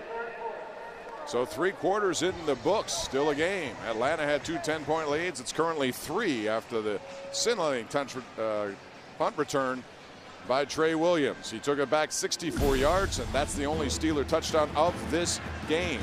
And it was a big one. We'll be back with fourth quarter action from Heinz Field. Atlanta leads 13-10.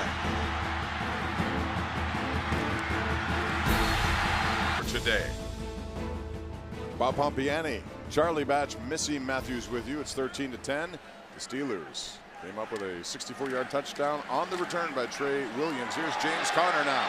Conner gets across the 40 to the 43-yard line. That'll be his best gain of the night. All right, let's go downstairs. Missy Matthews with some information about Bart Houston. It is more or less a fun fact, Pomp, on Bart Houston. He was excited to play in this game because it's game action, but also 2 of his high school teammates, De La Salle High School in California, are on the Atlanta Falcons.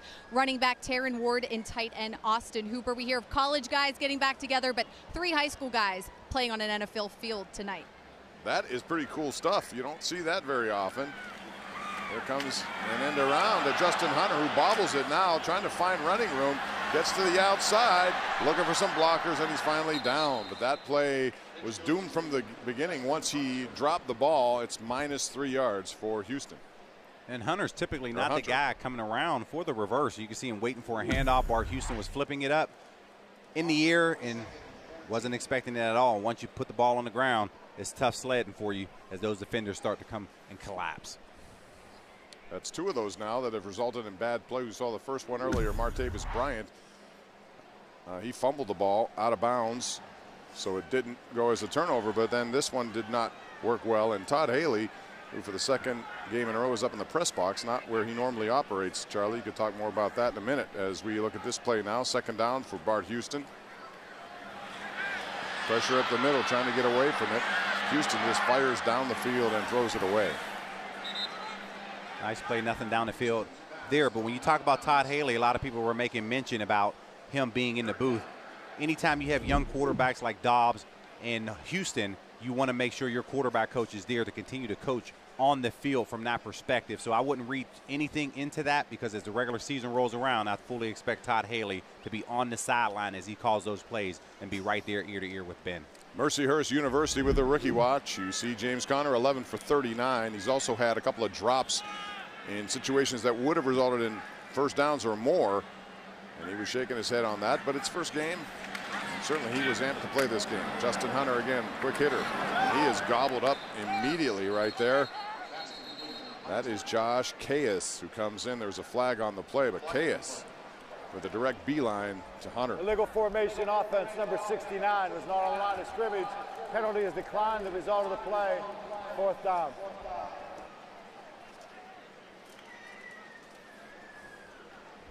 Second time in this game, pre-snap penalties for the Steelers was called. That's something Mike Tomlin always talked about. Pre-snap penalties should not be self-inflicting wounds, is what he would call it.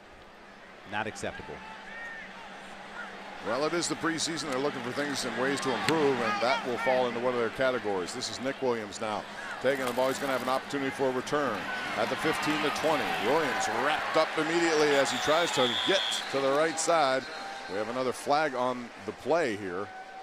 Good special teams coverage. That's been the way it's been most of the day. A 44-yard boomer there for Jordan Berry.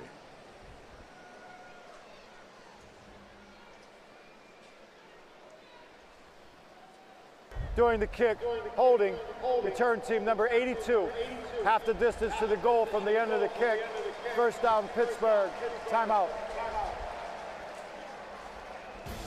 So once again, Atlanta will move backwards before they operate on offense. They're leading against the Falcons, who are deep in their own territory. Handoff. It's a pretty good gain on first down. Ryan Davis is there to make the play, a gain of 6 on that run.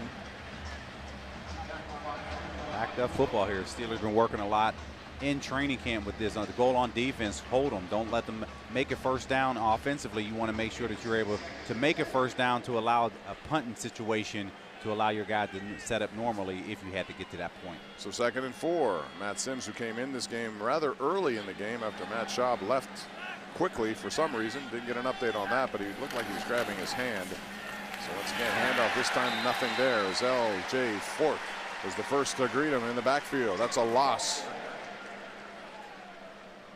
L.J. Fort, he's bringing it right now.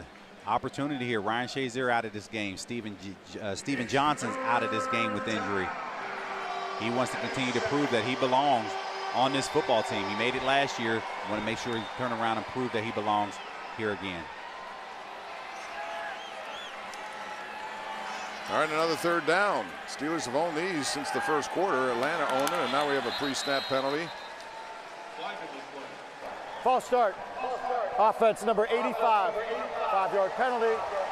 Third down. Eric Sauber was the man from Drake. 5th-round pick this year, guilty of the penalty.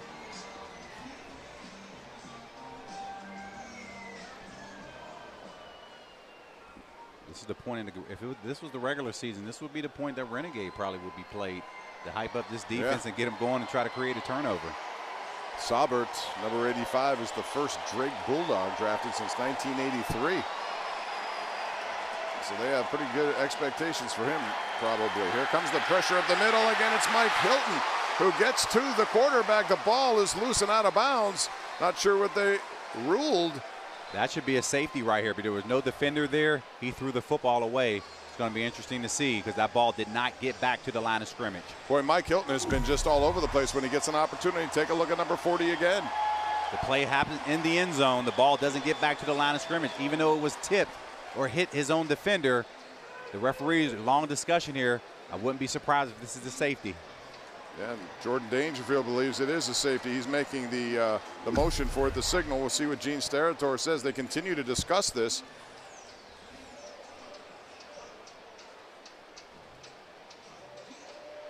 Even though the quarterback breaks outside the pocket, that ball must get back to the line of scrimmage.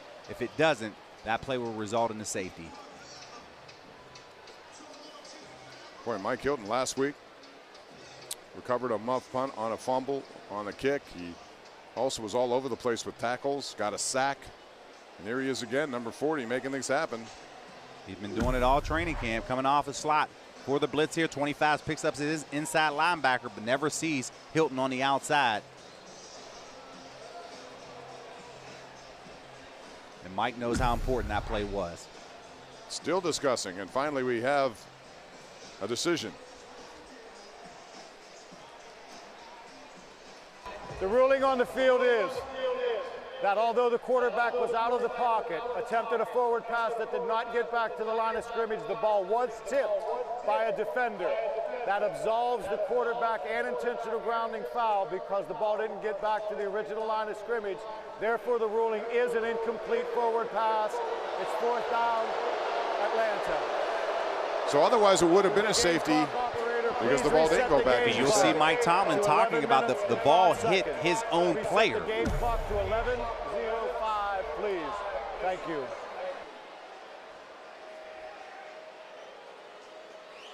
Ah. Well, Johnny Maxey was in there also. Yeah. That's Johnny Maxey. Maybe it hit both players, but it did hit number 95 Maxey.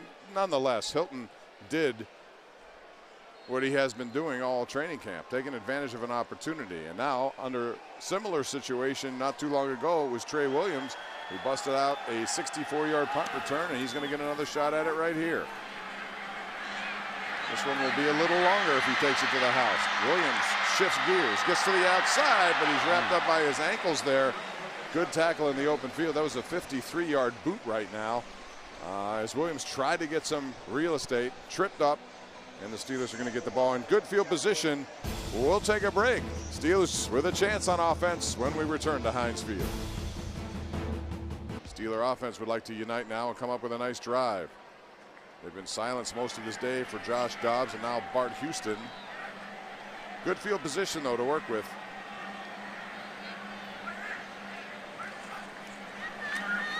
Houston drops back, fires over the middle, has Sammy Coates. Coates into Atlanta territory down to the 45-yard line. Coates coming back from those broken fingers, a gain of 7. More tweets, Charlie. Here we go. Player of the game. How about Trey Williams? All of a sudden, maybe he's taking over for Anthony Chickalo. Yeah, I don't disagree right there. I mean, that changed the whole course of that ball game when nothing was going good for this Steelers team. He was able to have a spark on that punt return unit, give them 7 points, and now all of a sudden it's a 3-point game. Look at that. A lot of teams, special teams in general, have been very good today. We saw Roosevelt Nix with a block, a partial block before that. And coverage has been good as well, pinning Atlanta many times here. The Falcons, their first drive of the day was a good one by Matt Ryan. James Conner now. Conner with an open territory, makes a cutback over the 30, down to the 27-yard line. James Conner. That's 17 yards for number 30. And they're getting it going. You can see right here, you have, can't see who that right tackle was in the position. He was able to get out front of James Conner. There was a huge hole right there for the biggest gain of the day. No question about that. We also saw Gerald Hawkins out of LSU, the 4th-round pick last year, who got injured and missed the entire season, but he had a nice block there as well. 12 carries, 56 yards now for James Conner.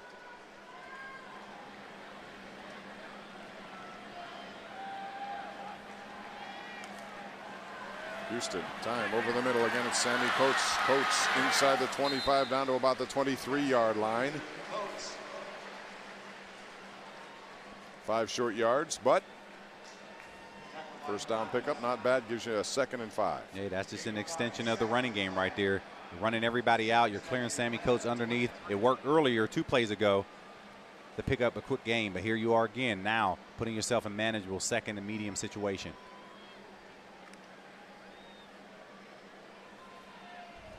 There you see Marcus Tucker, number 16, Coates, number 14, and a very crowded wide receiving room at training camp. A lot of good guys there looking for opportunities. Here comes Conner again. Shows you the speed of the 20, 10. Conner dragging people down inside the 5.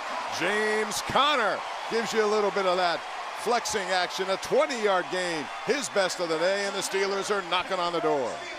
This time coming right back with the same play counter action. You have number 80, Jake McGee, out in front. He's able to pin the corner for Conner, allowing him to get that corner, setting them up beautifully here for the go-ahead touchdown. Jake McGee has been very good in the blocking part of his game. Last week we saw him open up an avenue for Terrell Watson to go 15 yards against the Giants. And on that run, as Charlie said, he was right there to trigger the attack. And Connor used the speed to get to the outside. First and goal for Bart Houston in the shotgun. Houston looking into the end zone, going for Tucker, and he overthrows his man. Good coverage there by Jalen Collins. Had what he wanted, just missed him on the outside, just trying to run a fade route to the corner. Little miscommunication there, and you have to keep the ball inbounds to allow your receiver to make a play. And Tucker was there. You can see him going right back to his quarterback, wanting another opportunity. Jalen Collins, number 32 for Atlanta, was a second-round pick a couple of years ago, but got involved with a substance abuse problem in the NFL. Is going to serve a 10-game suspension. Now it's Justin Hunter in the game. Handoff to James Conner up the middle, grinding his feet. Did he get in or not? And he's short, barely. Conner looking for that first NFL touchdown. 2 yards on the gain. Knocking on the door once again are the Steelers here with a chance to take their first lead. This is 4-down territory for the Steelers. They didn't. I'm guarantee you Mike Tomlin gave Todd Haley to go ahead, give me your 2 best plays here on 3rd and 1. We are going for the touchdown. And the big boys are coming in now as they substitute. Grimble, I'm sorry, along with McGee, and then Faison Odom, the big 6'8" tight end, goes out. So we'll see what the Steelers can do here. 3rd down and goal. Connor in the backfield has come to life here in the second half. That's something you cannot have right there. Delay of game. Offense. 5-yard penalty. 3rd down. Mike Tomlin, he anticipated. He started to run down to the referee to get his attention. He paused just for a moment, hoping that Bart Houston was able to get that snap off, was not able to call the timeout in time. Unfortunately, now it goes from a 3rd and 1 situation to a 3rd and 6. That's the 4th penalty of the day on the Steelers for 30 yards. But, yeah, that's a big one. They were right there, short yardage, and now all of a sudden 3rd down and goal from the 6-yard line. Have to be aware of the 25-second clock if you're Bart Houston. Coates along with Hunter. Tucker. Those are your wide receivers. James Conner in the backfield. It's Houston firing. Has his man. Hunter extends into the end zone. And that's a Steelers touchdown. Justin Hunter, 6-yard score after the penalty. And the Steelers have their first lead of this game. Justin Hunter. That's how you respond if you're Bart Houston. Find your guy one-on-one, Justin Hunter. This is just making a play right here. Beating 2 defenders, extending the ball over the end zone. That's just a simple hitch route on the outside. Hunter turns up. He uses his frame. This guy's 6'4". He's able to extend and put the Steelers with the go-ahead touchdown. Will be reviewed. All scoring plays reviewed. And we'll check to see if his knee was in any way down.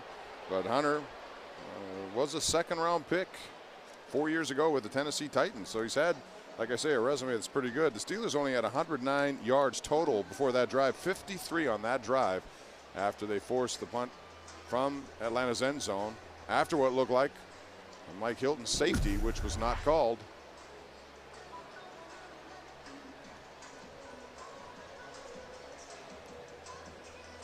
The left knee did go down, but at the time of the extension, and I don't know if they're going to have a view to overturn this. You'll see a knee, it will hit the ground right there, but Justin's already extended over the end line. Yeah, if it's simultaneous, if the extension happens while the knee's down, then it's fine. But if the knee hits before that at all, but it's hard to tell on any of those angles. So it must be inconclusive or conclusive. And at this point, it looks like from our view here, our view here in Pittsburgh looks good, but now maybe look at this one here, Charlie. Maybe this one will tell you a little bit more. So you'll see his ball's already extended as his left knee hits the ground. It's gonna be interesting to see what they think up in New York. Taking a while with this one as Sterator continues to talk. From the angles we have, it doesn't look like there's anything that can overturn this. After review, the ruling on the field stands. Rule the touchdown.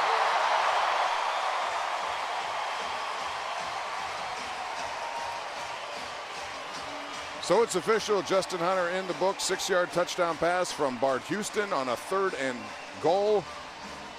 And that has the Steelers with the lead for the first time, and they can make it a 4-point advantage with 6:35 left here as Boswell attempts the extra point.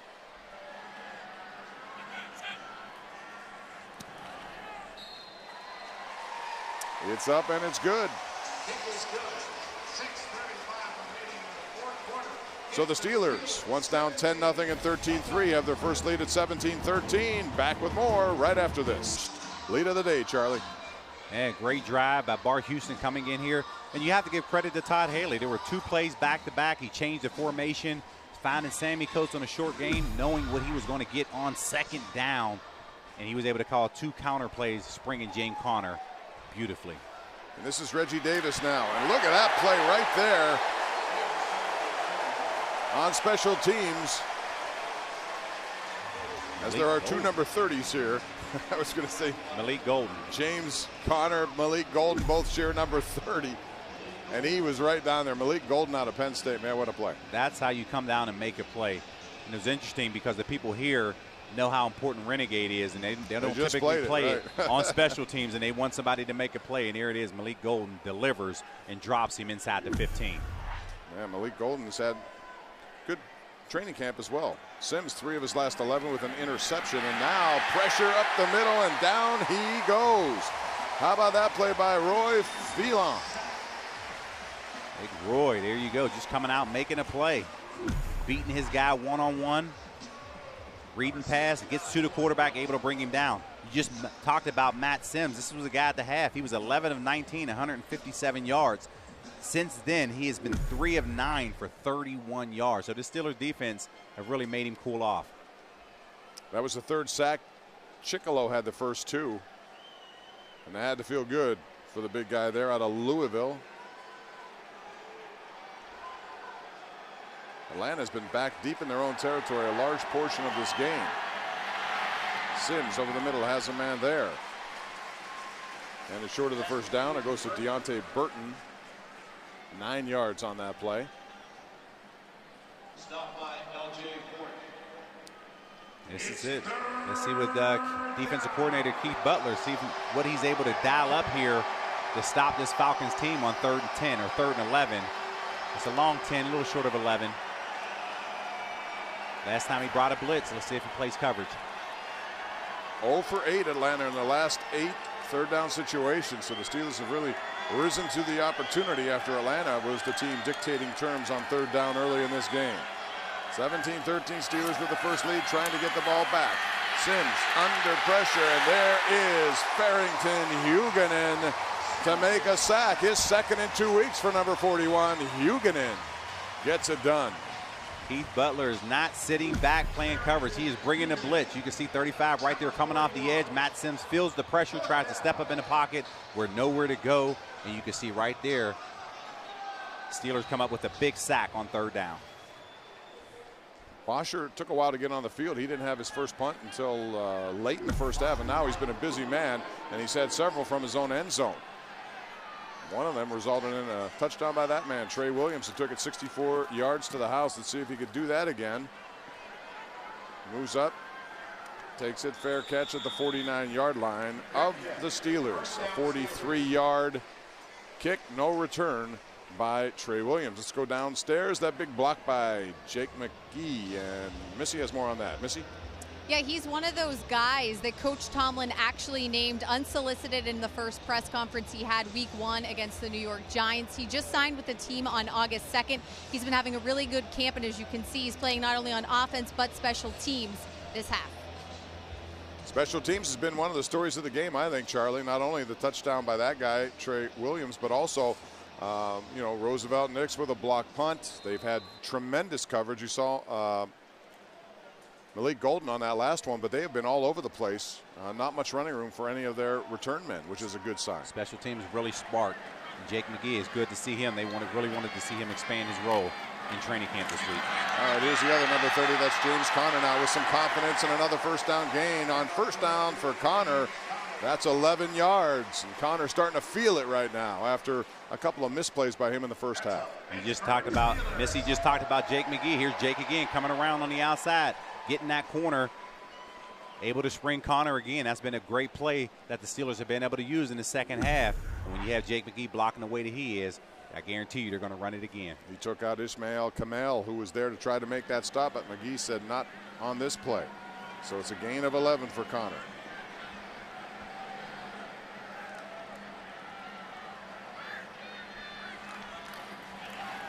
They go back to Connor, gets a nice block. Tries to lower his shoulders, gets a couple of yards there. That was only 2, but Jordan Moore came up with a collision.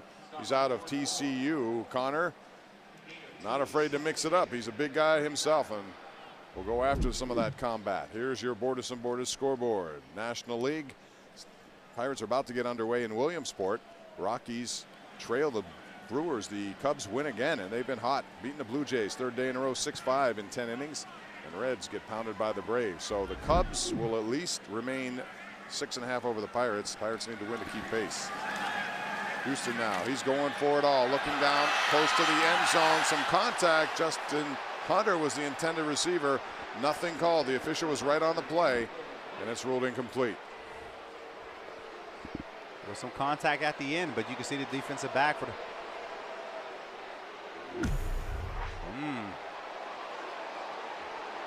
I wonder if the referee is calling maybe an overthrow, but that defender never looks back for position.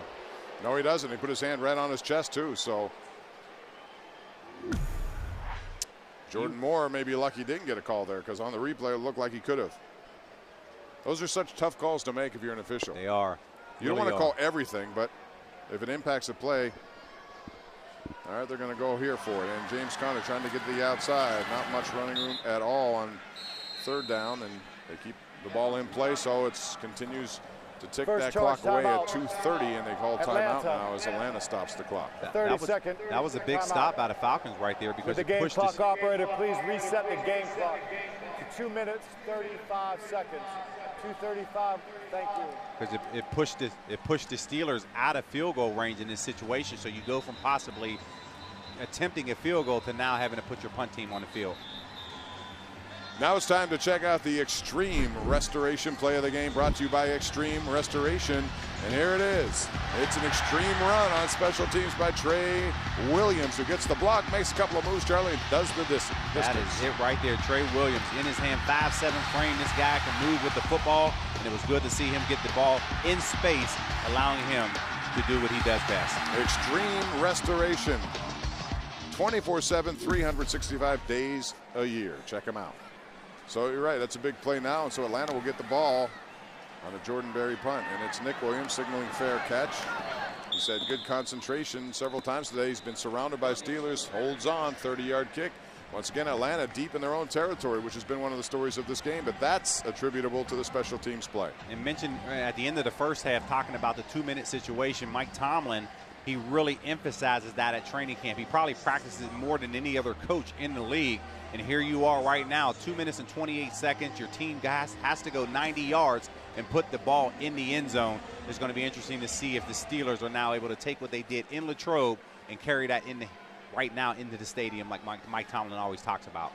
On offense, one note for you, James Conner now is up to 17 carries and 90 yards of rushing offense.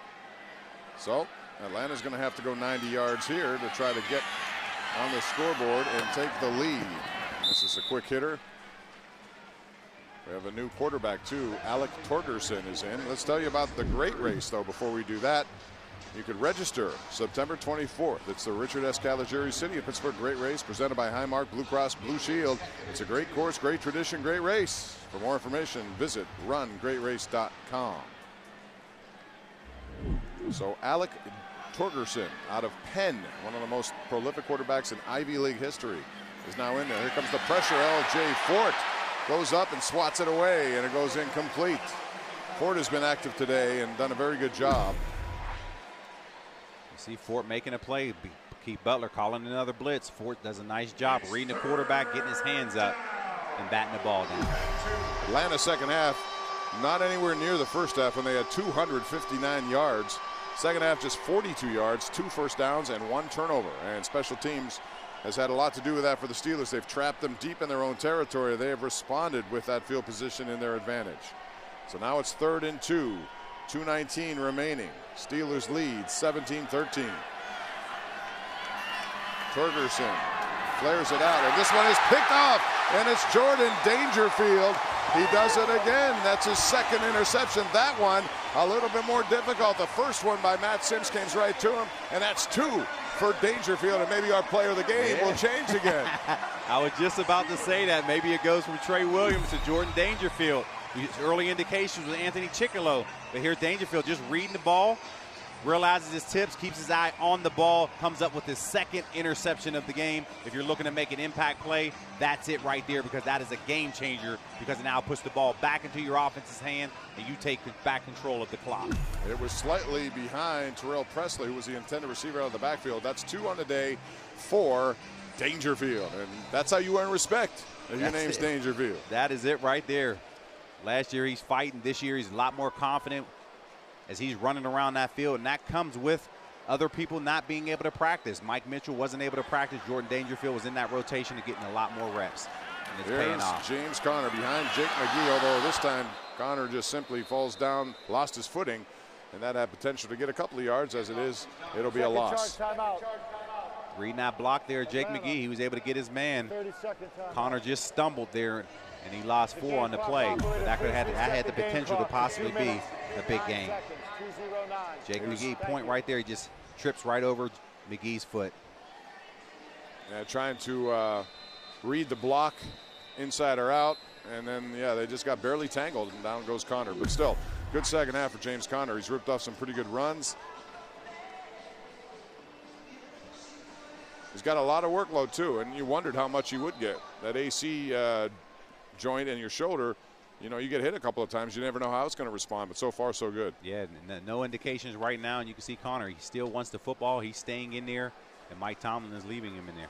So the Falcons are down to 1 timeout after they burn a second right there, trying to get minimum damage here, which would be a field goal, and then at least they're still in the game. Once again, it's Conner. Once again, it's McGee, the lead block. Conner reads it well. Conner down inside the 10, takes a hit, but gets out of bounds. And that's going to be close to first down yardage. But again, the combination of McGee, lead, block, and Conner followed block. You can see right there, that's one of those young running back. Jake McGee does a nice job of getting in the corner, but if you're in that situation right there as a running back, you want to stay in bounds to keep that clock running. I know we're at the 2-minute warning at 2:03, but it saves the Falcons an extra timeout in that situation because the clock stops. So 2:03 officially left on this clock.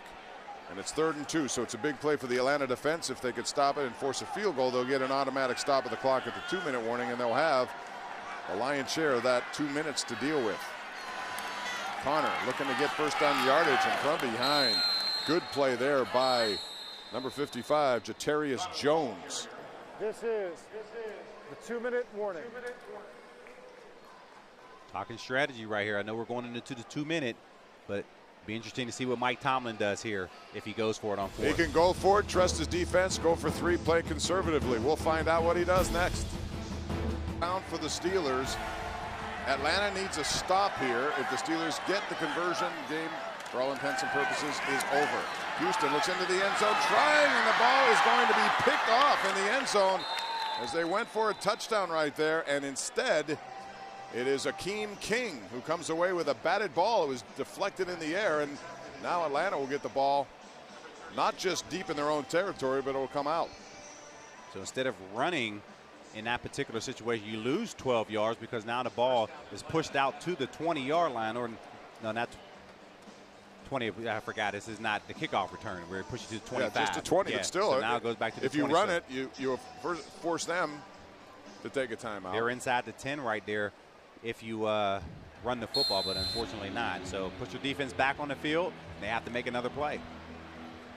Yeah, well, they tried a little bit of the element of surprise there, but Atlanta was waiting for it. They had a lot of defenders back there, tipped in the hands of Akeem King, and so it's a turnover, and the Steelers get nothing, which allows Torgerson to go to work. And he finds his tight end. Nice hit right there at the point of attack, and that's by Braylon Cherry, who gets the completion. 17 yards on that play. Still forces the Falcons to go 80 yards for a touchdown. Torgerson again over the middle. This one falls incomplete. There was double coverage there. But that was Darian Griswold, who was right there, and he did not have it. Farrington Huguenin, who had a sack earlier, was back part of that coverage. So 3 points does them no good. They need to go the distance and turn it into a touchdown, which they have not done since their first drive when they went 10 plays, 91 yards in 4 minutes and 37 seconds. Alec Torgerson out of Penn, undrafted kid. He had a wonderful career there, almost 8,000 yards, 52 career touchdowns for Penn. He's looking down the left side of the field, one-on-one coverage, and it's good coverage there by the Steelers. Ja'Cory Shepard, number 33.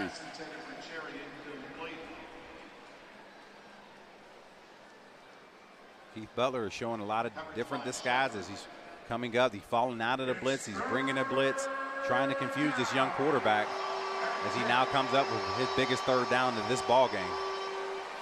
One thing you notice when you watch Malik Golden play, he's a hitter. He knows how to wrap guys up, and he does it very technically sound.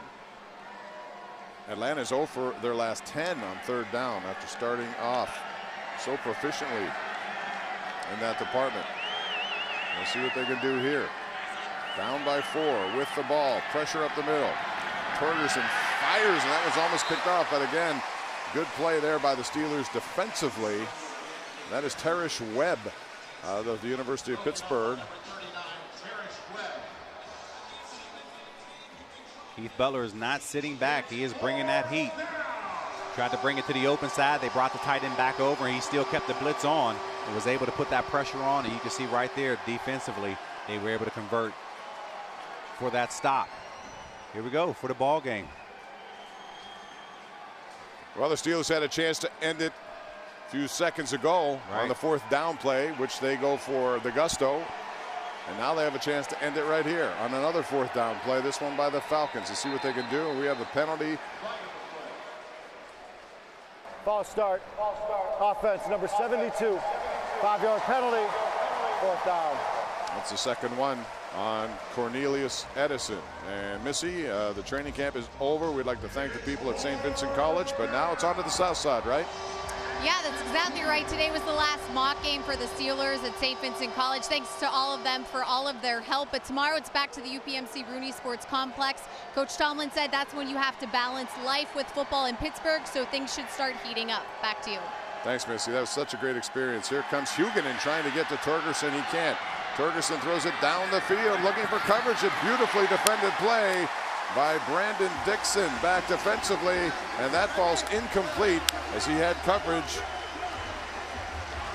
And that was a beautiful play, and that's what you need, step for step. It was Reginald Davis. That's what you want. Don't panic when the ball's in the air, gets his head around. Anytime you get your head around, now you can play with the defender with your arm. At that point, that is the game right there. You can see the Steelers sideline celebrate immediately, and one of the first ones over there was Antonio Brown. Brandon Dixon out of Northwest Mississippi State, or Missouri State, I'm sorry. He was a 6th-round pick of Tampa back in 2014. Again, like many of these guys here, just trying to latch on any way they can. Hilton has certainly made a name for himself in the first couple of preseason games, as well as what happened at St. Vincent. He's taken advantage of opportunities. And Houston's going to take a knee, and Atlanta has one timeout if they should choose to use it, but chances are they will not, and this one should end 17-13. Ben Roethlisberger. You wonder if he's going to play Saturday in Game 3. We've seen veteran quarterbacks play. Brady played last night. Aaron Rodgers played last night. We saw Matt Ryan again today. Do you think he needs a series or two, or is that overrated? I fully expect to see him out there playing on Saturday. He did something that he never, or that he rarely does. He came out here for pregame, was out here 3 hours before the game, and he threw over 200 balls to get ready. Once again, a second knee, and Dan Quinn will just let this tick away.